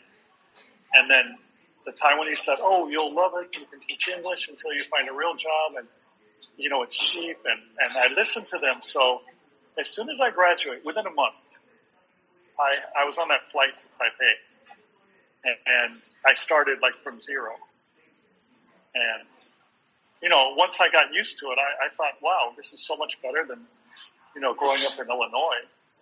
I just couldn't think about going back. So I never worked a day of my life in the U.S. I've worked all my life in other parts of the world, unless you count summer jobs in high school. How old were you when you left? I was 30. Well, that's still early. Yeah, still early. A lot of guys don't even go abroad till they're almost retirement. You got out. You got early. You've got your life ahead of you. You got so many options. You just have to make the right choices. Let me ask you this: for people who are, if anyone's going to listen and they're in their 20s, would you recommend them go ahead and do what you did and leave America and work in another country? Well, the biggest challenge, Andrew, and I took a risk, honestly. I took a risk. The biggest challenge is your career and economics, because, if you don't find a solution to earning money, but say if you can find a high-paying job in the U.S., but you can't do that overseas, if I was in that boat, I would probably bust my ass for a while in the U.S. to get a net worth going. And then when I had the net worth, maybe invest in something that could, at least help me passively, so that, maybe I own a house, or maybe I own something that's going to generate some income, so that I have that income to fall back on. Because being broke sucks. Being broke is nothing worse than being broke. And for young people, they can always go back and try again. But if you're older and you're broke, life is hell. I don't care what country you're in. Being broke sucks. If like you're able to work online and make a decent income, then do what I did. Do what I did. I mean, if you think you can sustain a livable income and you're happy with it, then get out of Dodge. But and by the way, if you're happy in the U.S., you don't need to go. Like, some people actually like the U.S. And to those people, I say, you're blessed. Stay in the U.S. Stay where you're happy. Not everybody hates the U.S. But you, me, and Winston, none of us really liked living in the U.S. All of us felt like we didn't fit in. And me, it was further back in time. And you, it's more recent. But it's the same story. And I took a risk by trying to set up my career from scratch in Taiwan. And fortunately, it worked out. I mean, you don't want to be an English teacher your whole life. I don't think that's a solution, really. So that's not what I did. And I got some lucky breaks. But if you can be a digital nomad, and that's what you are, Andrew, you're a digital nomad, and it's a decent enough income for most parts of Asia. I don't think you could live in Singapore, could you? You don't have that much money, right? Yeah, Singapore is pretty expensive. So. Yeah, but I mean, you could afford Vietnam, Thailand, Taiwan, Philippines, Indonesia, Cambodia, right? Those places are affordable for you. Sure, and they're more fun than Singapore. Oh, I don't like Singapore either. I especially hate their strict rules about certain things. I mean, there are draconian laws about things that are ridiculous. And it's not a fun place. Sentosa is a joke. It's like Disneyland. I mean, Singapore actually was a lot more interesting in the 90s. But now it's gotten way too rich. Way too wealthy. Now, if you can get a job in Singapore, I mean a professional job, do it, 5 years, make a lot of money, save a lot of money, invest a lot of money. Down the road, you'll be glad you did it. But as just a place to live, no way. it's like at the bottom of my list in Asia, I think. Yeah, I generally avoid workaholic countries too, like Hong Kong or something. I mean, it's just, Well, no, they're just it's two soulless. cases. One is if you have if you have a high paying job, then you should do it because, like I said, the more money you save and the more money you invest, the less pressure you're going to have and the lower your risk of going broke later down the track is. Winston, if you were in Thailand any length of time, you may have seen some of those broke expats. And it's pretty sad to see them. Some of them are even beg packing, or older guys just begging. Did either one of you guys see that?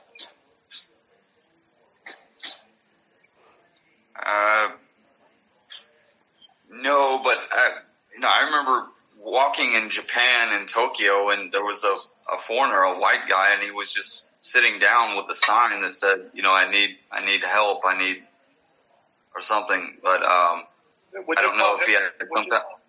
Would you consider him happy or abroad? Well, he may have had mental illness or something wrong with him, but no, I mean, yeah, sure, be smart, and I mean, for those guys that are in that situation, it's. Another thing I'm going to say is this. Nowadays, in the last 6 or 7 years, a huge amount of liquidity was produced in the U.S. and it was directed into the property and stock markets, and now it's spilling over and it's starting to go into other things like consumer prices. So I think there's a big inflation risk that not is just in the U.S. but in Asia too. So the cost of living may start going up in some of these countries. We got to watch out. It already happened in Thailand. Believe it or not, Thailand used to be much cheaper because, number one, exchange rates, and number two, Thai baht prices were much lower than they are today. So Thailand used to really be cheap. Ask the Brits. I mean, the Brits used to get 80 baht to their pounds, and that's when Thai prices were much lower than today. I mean, it was like a paradise for those guys, but it's not like that anymore. It's you need to watch it in Thailand when you're spending. You need to watch it. I mean, if you're careful, you can craft a life where you live in Pattaya for maybe $1,000 or less a month. But if you're doing anything that's too fun, you're probably spending too much money. A lot of prices have gone up there a lot, including the prices to have fun.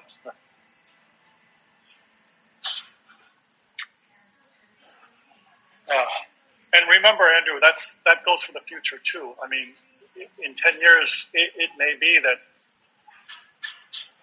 the cost of living in Asia is a lot higher. We don't know. So you have to always, think about your finances and look for ways to maybe get more money, even teaching English or whatever, or growing your online business so that it goes up, your income goes up. Sure. Winston, do you want to say anything?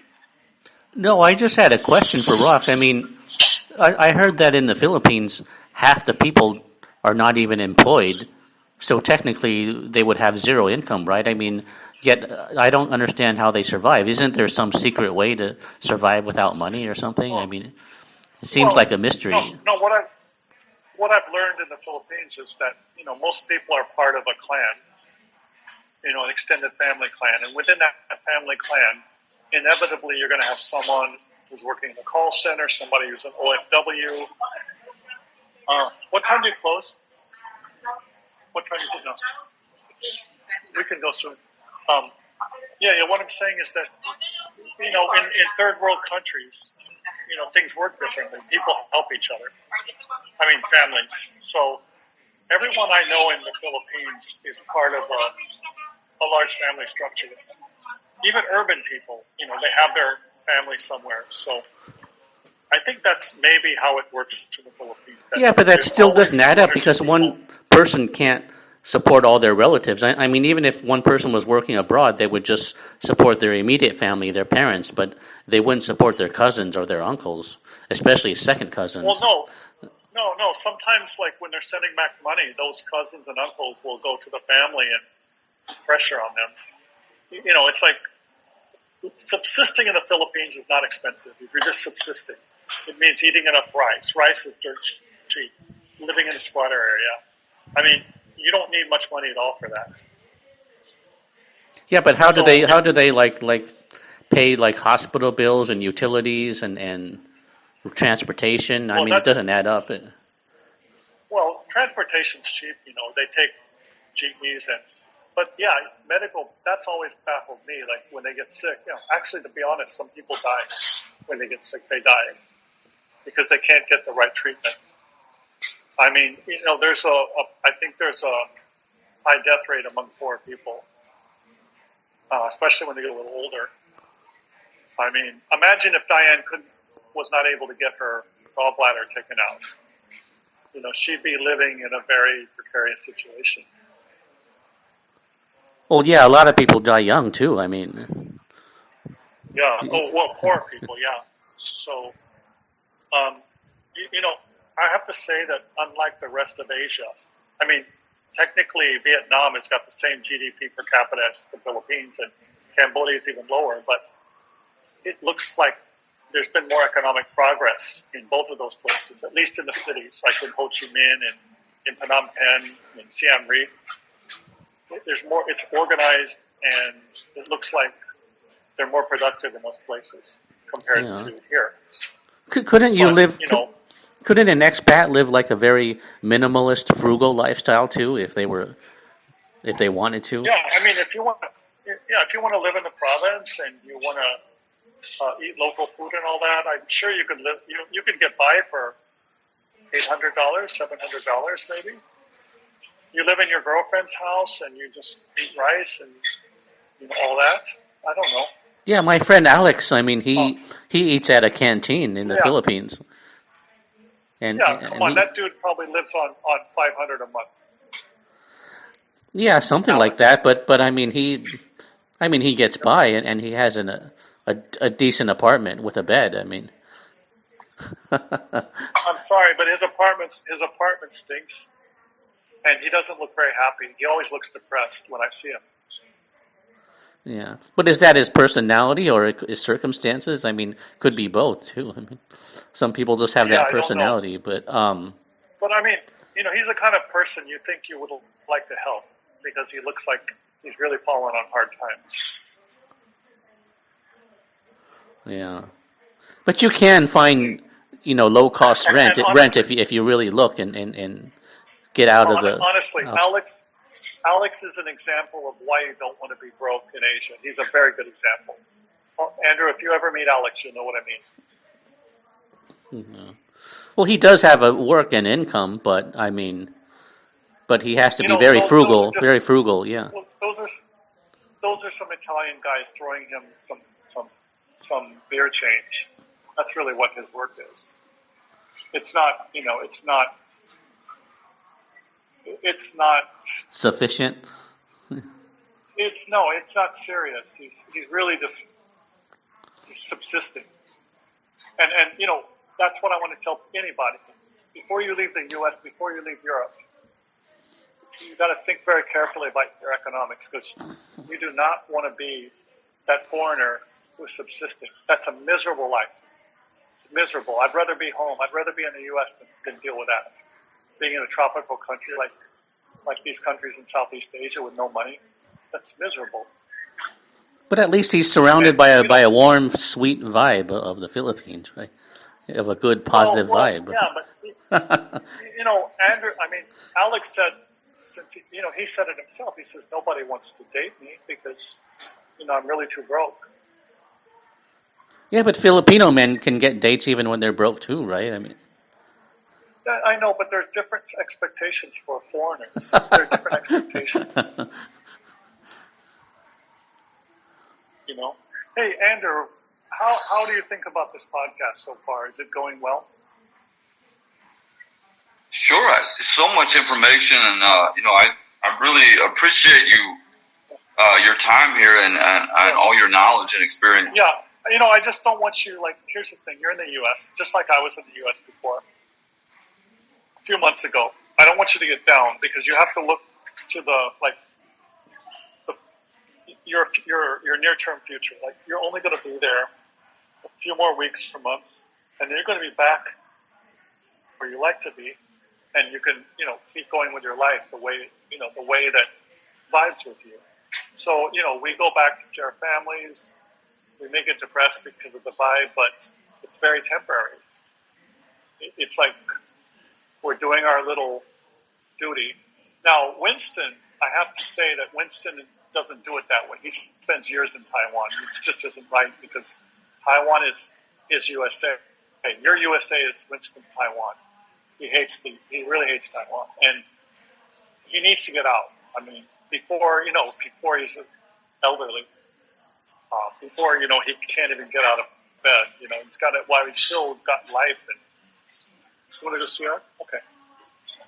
I think you, Rock, me, and Winston should all meet together in the Philippines. Thailand or the Philippines or Cambodia, any of those. I'm doing. When are they going? Do you think that the Philippines will drop the vaccine requirement? We just had an election. We have a new president, so there's a lot of mystery. We don't know the direction of the new president, whether he's going to make things stricter or looser. I wouldn't expect anything, but I think you can go to Cambodia without a vaccine. Is that right? Yeah, but there's quarantine. Yeah, but I mean, Philippines should follow suit, right? Even the Philippines, you can do quarantine. I think. No, what I heard is you still need a vaccine to get in, and that's been true since January or February or something. I guess you can wait, but like I said, man, I mean, it's kind of sad to be stuck in one place. And do you really think the vaccine's going to make you sick? Andrew, have you been vaccinated? I haven't. I was in Vietnam. They offered me a vaccine from China, and because it was from China, I didn't want to take it. Well, they're in the U.S., they've got plenty of options for that, but then a lot of people think, oh, it's going to kill me. I mean, there are people on Winston's forum who think that it's poison. So, you have to make your own judgment on that. But for me, I'm not going to stop my life just because I'm afraid of a vaccine. I'm going to take the risk and move on because I don't want to stay stuck. I don't want to lose any more of my life in the U.S. It means I have to get vaccinated, so be it. Even with mRNA or something like that. Yeah, for some people, I mean, Sean doesn't want to get it either. He feels like it's an unnecessary risk and it's against his principle. But I don't know. I mean, even if it's safe, I mean, it just feels, I don't know, there just feels creepy to be pressured into something like that when you normally don't get a vaccine, and especially if you never get sick and you're not even afraid. It just feels like tyranny, I know. I know it is tyranny, and honestly, at some point we can't really avoid it because we're not totally free. I mean, we are already subject to a lot of things we don't want to be subject to. I mean, America's gotten, and not just America, a lot of other countries have kind of copied. There's only a few places in the world you can go, I think, where you're relatively free anymore. Well, no, someone told me 45 countries just opened up with no vaccine requirements. I mean, some parts of Europe and Thailand and Philippines, Cambodia. And maybe you can send me a list of those countries. I'm curious. Yeah, that guy Ghost on the forum that used to post. I mean, he talks to me on WeChat sometimes. Just recently on WeChat, I've been talking to him. He's down in the south too, somewhere, maybe Arkansas or something. Okay. But Bill Clinton territory. Yeah, but I think eventually they'll release the vaccine requirements because some countries are, so they should all follow suit. And the World Health Organization told them to stop doing that too, so they should follow it. Winston, but how much longer do you want to wait? I mean, what if it still takes another year? Well, I mean, I can always go to Cambodia or Thailand first, or even to the U.S. Yeah. I mean, Hey, I do like the nature in the Winston, U.S. It has beautiful landscapes and you know, parks. if you want to go to Cambodia, I'm due to go there fairly soon. You know, I'm just trying to get my retirement visa here in the Philippines, and once I get that, you know, I'm due to go to Thailand and Cambodia both for, you know, various reasons. So, yeah, I mean, if you decide to go, let me know. And Andrew, you know, when you come to Asia, we'll meet up with you too. Even, you know, who knows? We might even meet up in Taiwan. Nah, somewhere else. Yeah, right. Yeah, it's hard to Go to coordinate. Winston's house It's hard to coordinate when people are in different countries. I mean, it's hard to ever Well, even do a happy or broad no, meetup. Even doing a meetup in no. how You happy know, or broad is difficult. no, no, no. For me, it's easy because you know I can meet you guys somewhere. Yeah, for you, but I It's mean not for a hard. group of people. I mean, like for Well, three there's only people, three you of can. us. Yeah, even that's kind of complicated too. I mean, I just mean it's hard to hold a No, meetup in general unless no. we're all in one country. Once once Andrew gets back, then all and it really depends on you, Winston, because I'm fairly flexible. I'm fairly flexible, Yeah, you know and you know the Andrew's trap. going to be in Southeast Asia. What? Yeah, when you're in a country that you're not happy in, there's sort of a trap because once you get depressed, you start to become sluggish and low energy, and your metabolism slows down, and then you start to lose yourself in distractions like the internet or movies. So you get into this rut, this vicious cycle, and maybe there are spiritual entities that feed off of you when you're depressed too. So it really Well, gets you down look, into this Winston. rut.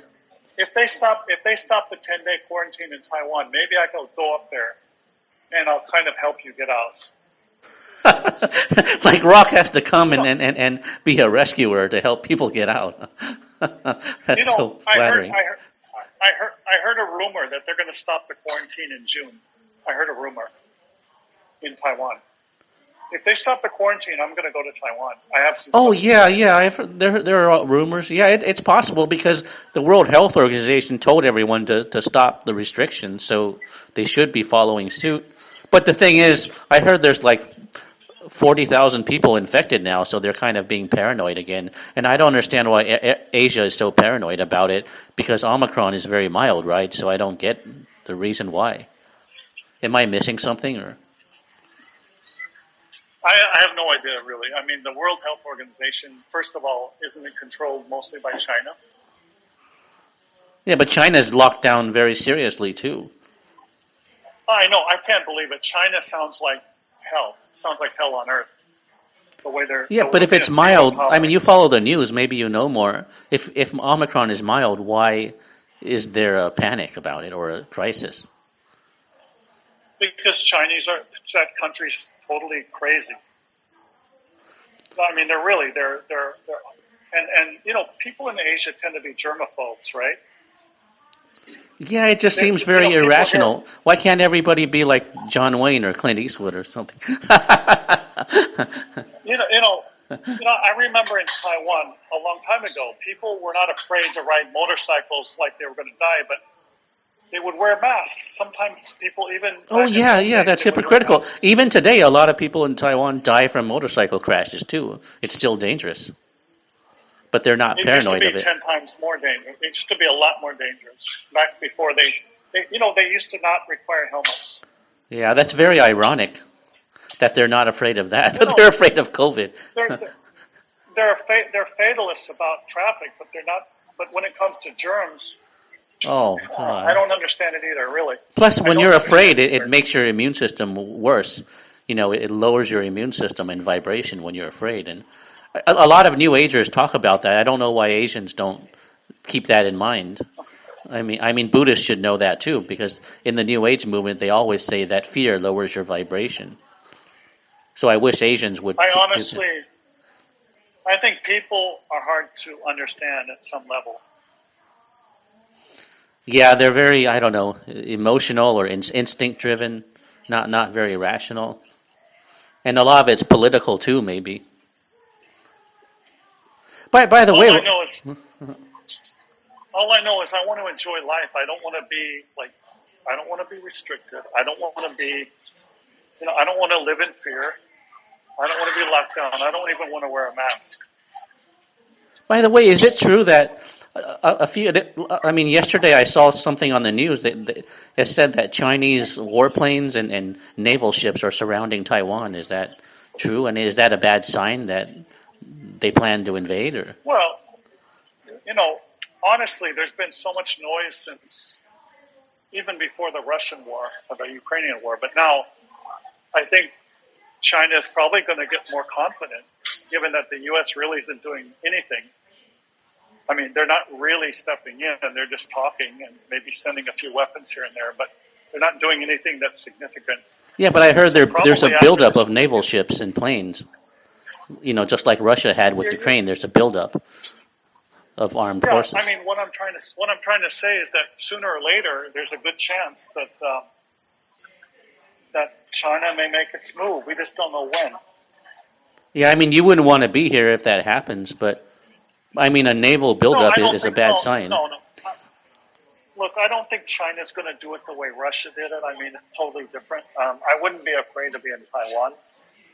I'm pretty sure that if things got really bad, that I would have plenty of time to get out. I mean, I don't think it would be. Thank you, sir. I don't think it would be. It's not something I would worry about in terms of my safety. But I would be so sad if Taiwan got taken over by China. It would just really be sad. That would be heartbreaking. Yeah, but I mean, fortunately, Chinese aren't naturally violent like Russians are, so probably they wouldn't do that. But who knows? Back when, remember our friend, what's his name, Gonzalo Lira? Oh He yeah, was, he's in back when he Ukraine. was posting, back when he was posting, I saw some really horrible stuff, by video. I mean, he was telling so many things that were going on there, and it was hard to believe that that's happening. Well, yeah, they're more Modern time. violent, but I mean, Chinese are not violent by nature, fortunately. So there's much less risk here. I agree. Yeah, I agree. I mean, it's not in their nature to expend a lot of energy in get mugging and fighting. Whereas Russians, they love physicality, don't they? Oh yeah, Russians and Ukrainians yeah. The both. streets are not as safe in Russia. I mean, it's not as bad as Latin America, but it's. I mean, they're still. I mean, if people are angry, they can still get physical. No, physicality is in the blood of. Yeah, that's what I mean. It's like- in their blood. Yeah. They're strong, and they like to be physical. I mean, even just for fun, just kidding around. I know people are supposed to say we're all the same, all races are the same, but we have differences, right? I mean, come on. Yeah, How and it's can you not just compare- culture. It's in the blood too. It's not just culture. How can you compare a Cambodian to a Siberian or somebody, a Nigerian? I mean, come on, so different. I mean, how can you compare them? Oh yeah, the How can you say differences they're the are same? innate, but no one likes. I mean, modern people don't talk about that. It's not politically correct. They want to think it's all culture, but of course, there's Well, genetics and blood and yeah, a fundamental I mean, nature in the soul too. the leftist propaganda has gone so far, and now you got crazy things going on, like what's going to happen with Twitter. I'm not sure Elon Musk will really buy it, though. Oh, I thought he already bought it. No. You see, now the stock market, the tech stocks are falling so much, he may decide not to do it. He'll lose only $1 billion if he decides to pull out of the deal. But he Or doesn't need the renegotiate money, the right? I terms. mean, he's doing it for other purposes. Yeah, he is, but he doesn't want to lose he doesn't want to lose $10 billion on a deal. Twitter, the stock price, and also Tesla's share price has fallen really hard after. Yeah, and so is Facebook too. I heard Facebook lost half its value too. Yeah. There's kind of like a little bit of a crash going on in technology now. with the stock market and NASDAQ and all that. Yeah, it was probably a bubble to begin with. Absolutely. I mean, if you look at Tesla, why did it? It was more valuable than all the other auto companies combined.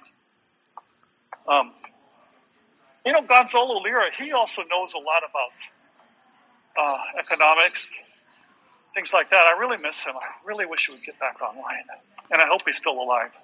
Oh, he's alive. He's just not allowed to do any more videos because. No. I mean, he made a video 3 or 4 weeks ago, but who knows where he is now? I mean, maybe they did something after that. Hi, ma'am. No, he posted an update. He said the Ukraine USB or something took him in and told him not. Winston, that was a month ago. That didn't happen yesterday. That's a while ago. We don't know what they've done since then. No, I remember it was last week or the week before or something. No, it's at least 3 weeks. Okay. Yeah, I think he's just in Ukraine. He's just not allowed to do anything. But they're not going to, hurt him because he's too famous on the internet. I really hope that he'll show up and he's still fine. I hope he'll come online again to tell us I'm still okay, I'm fine. I'm worried about him because he's really an interesting guy. Yeah. Well, he said he was fine. I mean, but how do you know? They can use deep fake software to fake anybody on the internet, talking on the video nowadays. Did you know that?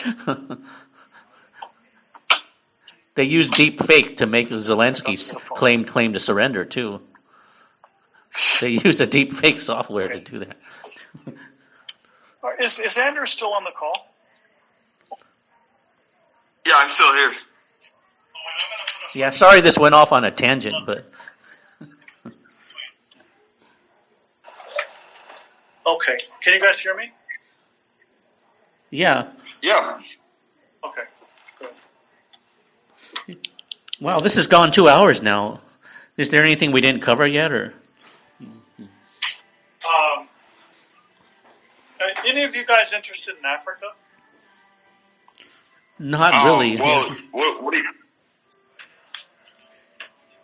Well, one of the guys I interviewed with you, Winston, he's in Africa. He runs safaris out there. Oh, wow. What did you have to say, Rock?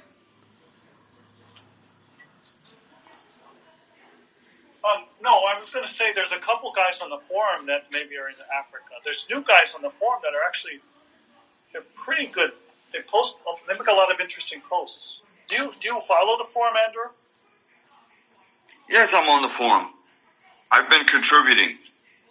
Okay, so you know what I'm talking about? There's like 3 or 4 new guys, and I can't remember all their names, but it's like all of a sudden we got these people who post a lot, and they write a lot of interesting things.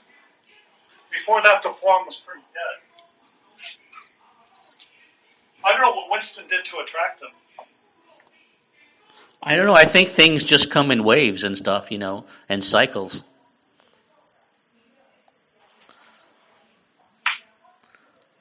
Sure, but what did you have to say about Africa? I think Africa is, it's unexplored, relatively unexplored, and it's got so much potential. There's so many countries, there's so many situations. If somebody, and I think it's the infrastructure and the livability is kind of improving a lot because, a lot of Chinese investment has gone there, and some of those countries are not like they were 10 years ago. Kenya's changed a lot. Tanzania's like really up and coming. And nowadays there's some black Americans who like to go to West Africa, especially Ghana. South Africa's relatively developed. And those countries in Southern Africa, like Zambia is pretty nice. It's safe. They speak English. Botswana's actually got a pretty reasonably high GDP per capita. So, if somebody had time, they could probably find a lot of treasures in Africa. And then, there's North Africa. Morocco's very interesting. And some of the other North African countries, they've got a lot of culture in those countries. Because of the old Ottoman Empire. Yeah, There's a lot of history in architecture. I was Um, telling Andrew the other day that another unexplored gem or frontier might be like Uzbekistan and Kazakhstan and Kyrgyzstan. What do you think of those areas? Aren't they really unknown? I think they're I think they're very, very restricted. I mean, I don't know what you can do in those places. I think it's very limited. Um, there are people who've been there. Ladislav probably knows a thing or two. I've read reports from people who've gone there, but it's not. It doesn't. I mean, Africa's got over 1 billion people. Remember that. Those countries are relatively small, and they've got very strict governments. Yeah, but what about the social culture? I mean, is it easy to meet girls or make friends and to talk to people? Or I would think no, because if it were, why do companies like AFA, they don't do more in those places? They focused on the Ukraine before. They used to do Russia, but even Russia was no longer interesting after a certain point. If there was any potential in those places, they would have been exploited by those exploited. Those big, like your. That's a negative word, exploited. Well, that's You that's mean what capitalized AFA does. on? It looks for You mean capitalized on? arbitrage Yeah. markets. Yeah. Arbitrage markets, right? I mean, that's what they've always done. You know Mark Adams personally, right? Mike, what's his name? Mike Oh, Adams? John Adams. You mean yeah? Oh, sorry, John Adams. Yeah. You mean Mark Davis or John Adams? Yeah, you mixed both their names. That's funny. Yeah. I'm just saying that I know there are beautiful people in those countries. I've seen them personally, but I doubt like I said, they're restricted. It's not easy to go there and stay there. They're small. The populations aren't that big. You need the bigger the population, the more possibilities there are. Yeah, I'm not ASA saying even India's has tours in China and Vietnam. I mean, why wouldn't they have it in Kazakhstan or Kyrgyzstan or Mongolia? Maybe that's really exotic, or Nepal or something. Hey, I've been to Mongolia. Mongolia is pretty fascinating in summer, really. But And the women are it's tall a very too. small, and they're not. They're really, really separate. They've got their own very strong culture. They're still proud of Genghis Khan, and foreigners go there just to see things, but they don't go there to really live. Not many people think about going to Mongolia to live. No. There's not much there. I mean, there's really not that much there. Yeah. Is there anything we didn't cover yet, or? No, I mean, we haven't covered things in depth. We've kind of mentioned about everything I can think of. And I hope that to see Andrew out here, and you both, sooner rather than later.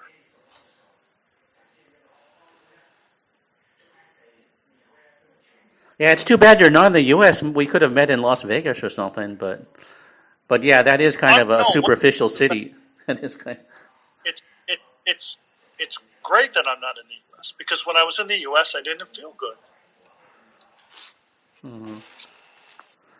But if you don't feel good in the U.S., you can travel and see some beautiful nature, right? And there's always that.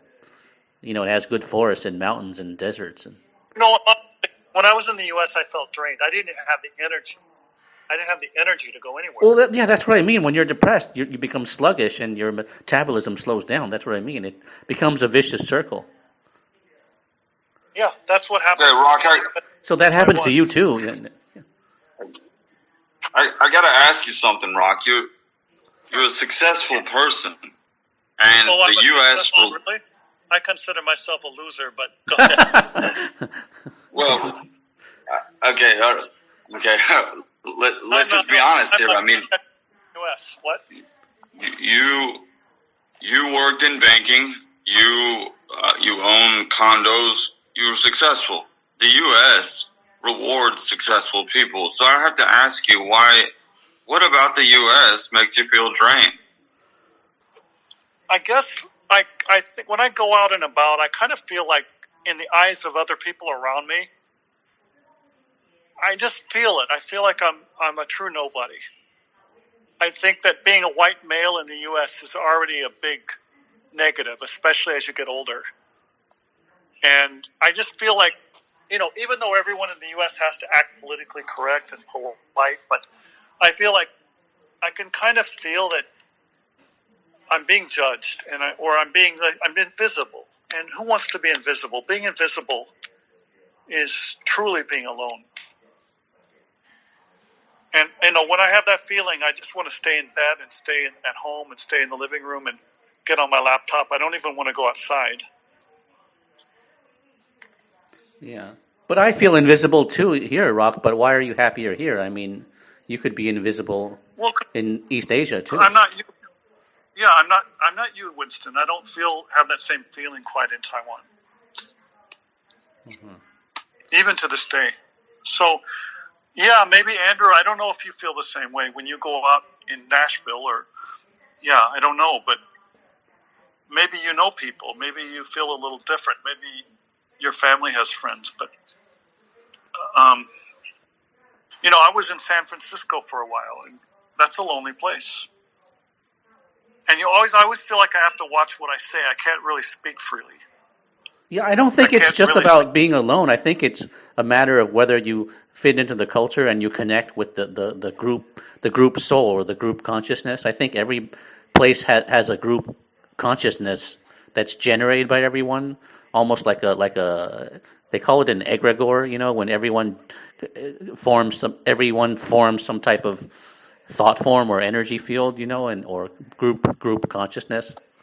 I mean, I know that's kind of metaphysical, but I think that could be a factor. Like every place has a oversoul or a group soul that you either vibe with or you don't too, and so there's like an intangible spiritual factor or a metaphysical factor too. It's not just culture or physical stuff. I mean, yeah, you could label it that way. It may be that way. I just know how I feel. All I can say is how I feel. I don't know the true whys behind it. I can point to the fact that there's kind of a liberal war on whites in general, and then if you're a male and you're straight, it's like triple whammy. You're not even gay, and you're not ethnic, and you're not young, so it's like 3 strikes and you're out as far as your value in society goes. Ask Mr. S. Mr. S I think Mr. S is very depressed now. I mean, he didn't say that, but I feel it. Oh, yeah, I can feel that too, but I sort of, intuitively feel that, but of course he's not going to say that because nobody likes to admit that, and that, and he, men have pride, and so it's hard for them to admit if they're depressed or lonely or disappointed. Well, why? I admit it. Why can't, I admit it to my friends. Well, sometimes you would admit it, but I think most guys don't like to admit stuff like that because, No, I think the difference is this. Mr. S doesn't have an escape. He doesn't have money saved up. He can't really find a great job there. And he has his daughter that he has to keep raising until she's of a certain age. She's only 16 now, something like that. And so for him, it's like he can't even go abroad, and he hates the Philippines. Maybe he misses it now. Well, no, I don't think he misses the Philippines, but I think he'd like to go to some place like Brazil or Eastern Europe. Oh, yeah. Plus, he doesn't fit into the corporate work culture in America either. I mean, you're fortunate you weren't there. But another point I was going to make, Rock, is that even if we were married in the U.S. and had a wife and a house and a dog and a cat like the typical American, I mean, if we don't fit into that culture and lifestyle, we're still not going to be happy. It's not. We're just going to be going through the motions. You know what? If I was with a Filipina, I'd probably take her to Taiwan, not to the U.S. Mm-hmm. Yeah, I mean it's about fitting into the lifestyle and the culture too, and the vibe. It's not just. You got to think about the children too. Do you want them to grow up in the U.S. the way it is today? No. Oh no, of course not. I mean, look, you don't take Angelo to the U.S. You keep him in the Philippines, right? Yeah, but I mean, he's never been there, so he's curious. He wants to go there, so. go as a visit, but you don't want him to go to school Oh there. no, I don't think he would fit in or be happy there. But he doesn't know that yet. But I don't see him fitting in there at all. What Nico's getting up there in years? I mean, he's 16 too, I think, right? No, no, he's still 13. He's only 13, really. All right. Yeah. Wait, Hana's older. Hana's older, right?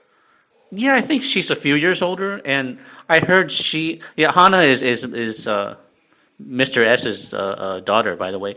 Yeah, I mean, I don't think she gets along with the kids at her school too. They're kind of like, I don't know, kind of airheadish and degenerate or something. I don't know. I heard she doesn't vibe with the other kids in the school. I have a question I want to ask both you guys. Are either one of you like at all autistic or Asperger's or anything like that? I haven't been diagnosed this one, but go ahead. Yeah. Well, you know those online personality tests? I took one of them, and it was like if you're 50, if you score 50, you're definitely Asperger's, but I scored 20, so I'm slightly. Oh, slightly, okay. Yeah, me too. I took that online test, and I didn't get an Asperger's score, but the thing is, when I meet people who have Asperger's, I tend to vibe with them well and connect with them. So, I mean, maybe they're more on my wavelength. I don't know. I think that Asia's much better for people with those kinds of things than the U.S. In the U.S., those people, they get laughed at and shunned. People even make jokes. You must be autistic. You must have Asperger's, Well, I think the U.S. rewards and is conducive to extreme, extroverted people. If you're an introvert in the U.S., you kind of have a disadvantage. Are you an introvert? Well, yes, I am an introvert. Well, I can be an extrovert if I connect with people, but if you can't connect with people and they don't like you, how can you be an extrovert? You don't have a choice. It's kind of like you're forced to be an introvert, just like a forced incel. Oh yeah, incel. I hate that word. Andrew, do you consider yourself an incel? I mean, well, it's not because my history in the U.S. I was able to date women here, and went up to women, and I had good experience. Not good. I wouldn't say good. It wasn't easy for me to get women, but I was able to get them. Are you guys in Memphis? Can you date? Is it okay to for a white guy? Is it difficult to date a black woman there? I did when I was in my 20s, but did our family accept? They will, but there's a lot of black men that kind of look at it and they say, and they absolutely hate it. You can see the look in their. I don't know if this podcast is going to be published, but I'm just going to keep it real. In Memphis, if you're a white man with a black woman, there's going to be some black men who are not going to like that. No, I would get. I may be wrong, but I bet if the woman's hot, they're not going to like it. But if not, they're probably so. If you're dating one of their hot women by their standards, then they're going to say, "What are you doing, white boy?" Yeah, I do hear that. I do, but I think times are changing and people are becoming more Andrew, accepting. you must have been dating a hot one. All I remember is there was the older black man was like, see, she told my girlfriend, he said, see ya, don't want to be ya, because you're with a white boy or something like that. Yeah, but then I think it's a lot even more common, much more common for black men to be with white women now. Oh yes. Anyway, but the U.S. is. I think the U.S. has made some progress and a lot of progress in terms of race relations. And there's a lot less of. There's a lot more interracial. Relationships. Oh, I guess that's a good sign. I don't know, but Some of us don't have any chance at all there.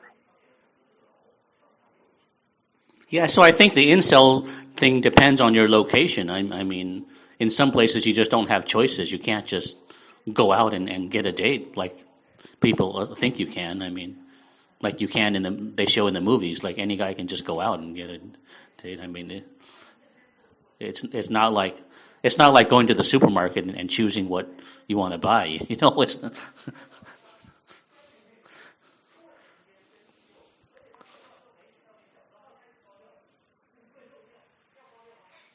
Hey, Andrew, keep in touch with. Going to come out to Asia, okay? Sure. And Rock, I just wanted to ask you. Okay, we're gonna finish, but so you were drained in the U.S., but in the Philippines now, how do you feel? How do you feel every day? Do you feel happy? No, let me put it this way. I have more energy here because sometimes I get really pissed off and frustrated by, the things that don't always work here or people don't give good service, but I feel alive. Like I have emotions, that's energy. I was just so lacking energy when I was in the U.S. I felt like I was firing on maybe half of the, only half of my cylinders when I was in the U.S. I was just I just wanted to sit in my chair and exert the least amount of energy possible. But here in Asia, like here in the Philippines, I go out and I have emotions. I might get annoyed. I might get excited. I might talk a lot, but at least I'm alive. Good and bad. I mean, it's one thing it's to be like in a zombie state, and it's one thing to be alive, and at least here I'm alive. It doesn't mean I'm always happy, but overall I feel a lot more normal here than I was feeling there. yeah, and that's really important because Joseph Campbell, the mythologist, said what people want is not meaning in life. They want the feeling and the experience of being alive. That's what counts most. It's not meaning in life. It's the feeling of being alive. Well, I would like meaning too. I mean, that's important, but I don't want to feel half dead. When I was in the States, Sweet Jill, she thought I wasn't even going to come. Oh, you've been corresponding for a while? Yeah, because I mean, I was. Yeah, it really sucked. I mean, maybe you have friends, Andrew, but I don't know anybody in the Bay Area except maybe one person. Yeah. Well, you have some Asian friends in the Bay Area and around Florida too, or something. Yeah. But not really. I mean, people are working; they're busy, and it's hard to get one place to the other in the Bay Area because the traffic's not so good. Yeah. But even if you have friends, So, if you don't fit into the culture, you still are not feeling really good energy. Andrew, I don't know if you can understand what we're referring to, but basically, as a person, you want to be fully energized. You want to be operating at your full energy. You don't want to be like wasting your life in a chair, watching TV, and just eating your meals and doing nothing and having all your social life online.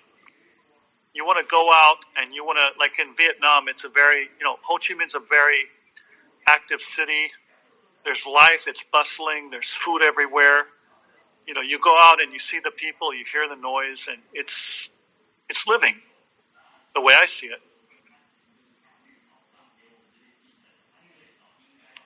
%, completely understand what you mean. I know the difference between being fully alive and just living, and each day goes by and each day and every day is the same. Yeah, that's not life, man. Andrew, I don't know if you should post this video, this podcast, but maybe you could write a post about kind of the things you got out of it or whatever. You might share some of the most important things, the most important takeaways for you from this conversation the three of us have had. I'm Rock and Winston's Winston, if you want to refer to us. Because I don't see a problem with posting it. Not on the forum though, right? Because honestly, some of those guys like Corn-Fed, he's very, very judgmental. And like, you admit to being vaccinated, he's going to say, "Oh, you deserve to die." I really hate that. I really hate those. You know how Corn-Fed is, right? Sure. I really hate some of those guys. I mean, I like their posts, but they're at the same time they say really extreme things. I don't know if you've followed the forum that long, but I have, and Winston knows what I'm talking about. Some of those guys are kind of ridiculous, and I know some of them personally too. Yeah, but they're not going to listen to this whole thing unless they really like us. I think they might just listen to part of it, and then that's it. They very likely won't listen to the whole thing. It's 2 hours. It's really too long. But I would say that if you write anything, you write will be read. I mean, if you write anything, everyone will read it because it's easy to read a post. So you may even do both. But if you get, like, when you think about what we've talked about today, and you or Winston, if you guys have anything that you think's come out of it, you too, Winston, you can always write a post. Yeah, but I don't think we said anything bad or wrong. I mean, I think, plus, I think one third or one half of the forum has been vaxxed. Wait, yeah. No. One thing that we've said today that I haven't seen talked about is the idea of feeling alive. The idea of feeling alive, even if you don't feel good sometimes. The idea of like, you know what I'm saying? Well, yeah, that's a Joseph Campbell quote. I posted it on my forum before, so I mentioned it in the past. When you're talking about Joseph Campbell, people might say, "Oh, they don't want to hear about your new guru," but if it's real people that we all, real people from the forum, that their true experiences, like you and me, we both agree, and I think even Andrew, he kind of understands it, that being in a country that's really not right for you, it feels like your biological clock is ticking, but you're not getting any you're not living, you're not alive. It's like your body's aging and you're not even enjoying life. You're not having life. You're eating, you're drinking, you're getting up and you're going to bed, and nothing. You're getting nothing from it. Your soul is not getting fed. You might as well be in an institution. Might as well be in an old folks' home, waiting to die. Yeah. That's what life can be like. If you're alone in the West, that's what it can be like. Wow, you sound a lot more metaphysical and spiritual today, Rock, than before. Yeah. So I thought, hey, we talked Rock, about things different than last podcast. What you just talked about, feeling alive versus not being alive, and each day being the same, and you're not doing anything. Look, Winston's site is the only site that even talks about that even says, look, you can be happier abroad. Is there any other place on the internet that even talks about what you just said about becoming more alive in another country? There's not one other place. I mean, maybe Roosh V Forum used to do that, but they don't do that anymore. They've changed completely. Roosh? Yeah, only a very small handful of people mentioned this. Very small handful. I mean, Roosh V, I mean, that forum was talking a lot about being abroad, but not anymore. Yeah, and sites like, what is it, Swoop the World and Roosh, I mean, I think they're focused on PUA, right? Well, no, Roosh is focused on spirituality now. Oh, well, that's Christian Orthodox spirituality. It's not general spirituality. That's true. And isn't it interesting that all the self-help people, they never say, oh, you know what? Just go to the Philippines and you'll feel much better. Oh, you're feeling depressed? Well, why don't you just go to Colombia? You'll feel much. They never say that. Yeah, if only we could do a TED Talk about that. Yeah, I know. So would not entertain losers like us. No, they want to hear about human rights and Winston can do a TEDx talk. I would love it if he could, but I don't think he would ever qualify. It's still deep down. There's going to be, politically correct qualifications you have to pass with. Yeah, I think they pre-screen people. I heard they're not going to just let anybody do it.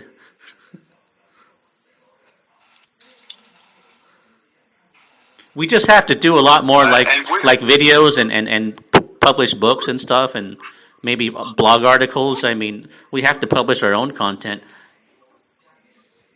Well, Winston, you need to put more videos on your YouTube channel so that it gets more exposure. Yeah, and I need to get on more like interviews. Like, there's a lot of amateur podcast hosts that might be able to talk about this. Not the top famous ones, but some amateurs might be open to it. So we got to start there or something. I don't know.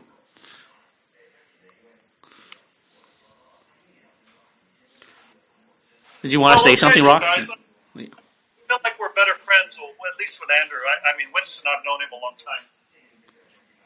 But now we're better friends with Andrew, which is really cool. If we could meet this year. Sure. Okay, well, I guess we can go ahead and close. It was great to have you guys. And if you're going to get married, you can invite Winston to me. Sure. Yeah, good luck in Thailand. All right, guys. Yeah, this was great. A lot of good talk again. All right. I'll put this on my Google Drive, and then you guys can download it or something. Yeah, please share it so we can all listen. I just, unfortunately, it's very, very long. I don't think many people will be included. No, not unless they like us a lot. It depends on how much people like you, I guess. And how much time they have, of course. All right, well, Rock, have fun there in the Philippines. Yeah, Rock, have fun, and we all envy you. Send us some pictures or updates or something. I sent a picture. Did you get my picture? No, I mean just of the environment and the atmosphere and stuff. Did you get my picture? Selfie? Yeah, I got a picture of a girl, and that's it. Oh, I sent earlier, before we started the call. Oh, you mean the filtered image? No, I don't mean that. I mean like, pictures of the environment and the surroundings. Okay. Oh, by the way, to that girl in Taiwan now? Oh, you mean the Filipina I'm talking to?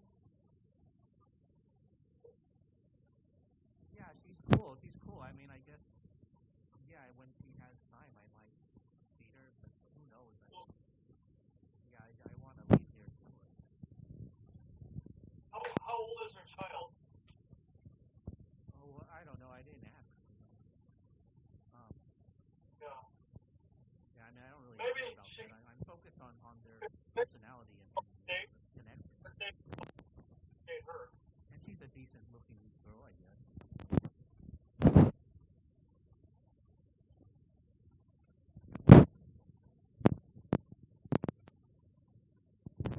You guys there? Yeah, I think we can end it now, okay? Okay. But I hope it's morning tomorrow. Yeah, it was great talking to you. Yeah, I appreciate it, Andrew and Winston. Okay, all right. Well, we'll talk later and hopefully meet in Asia one day.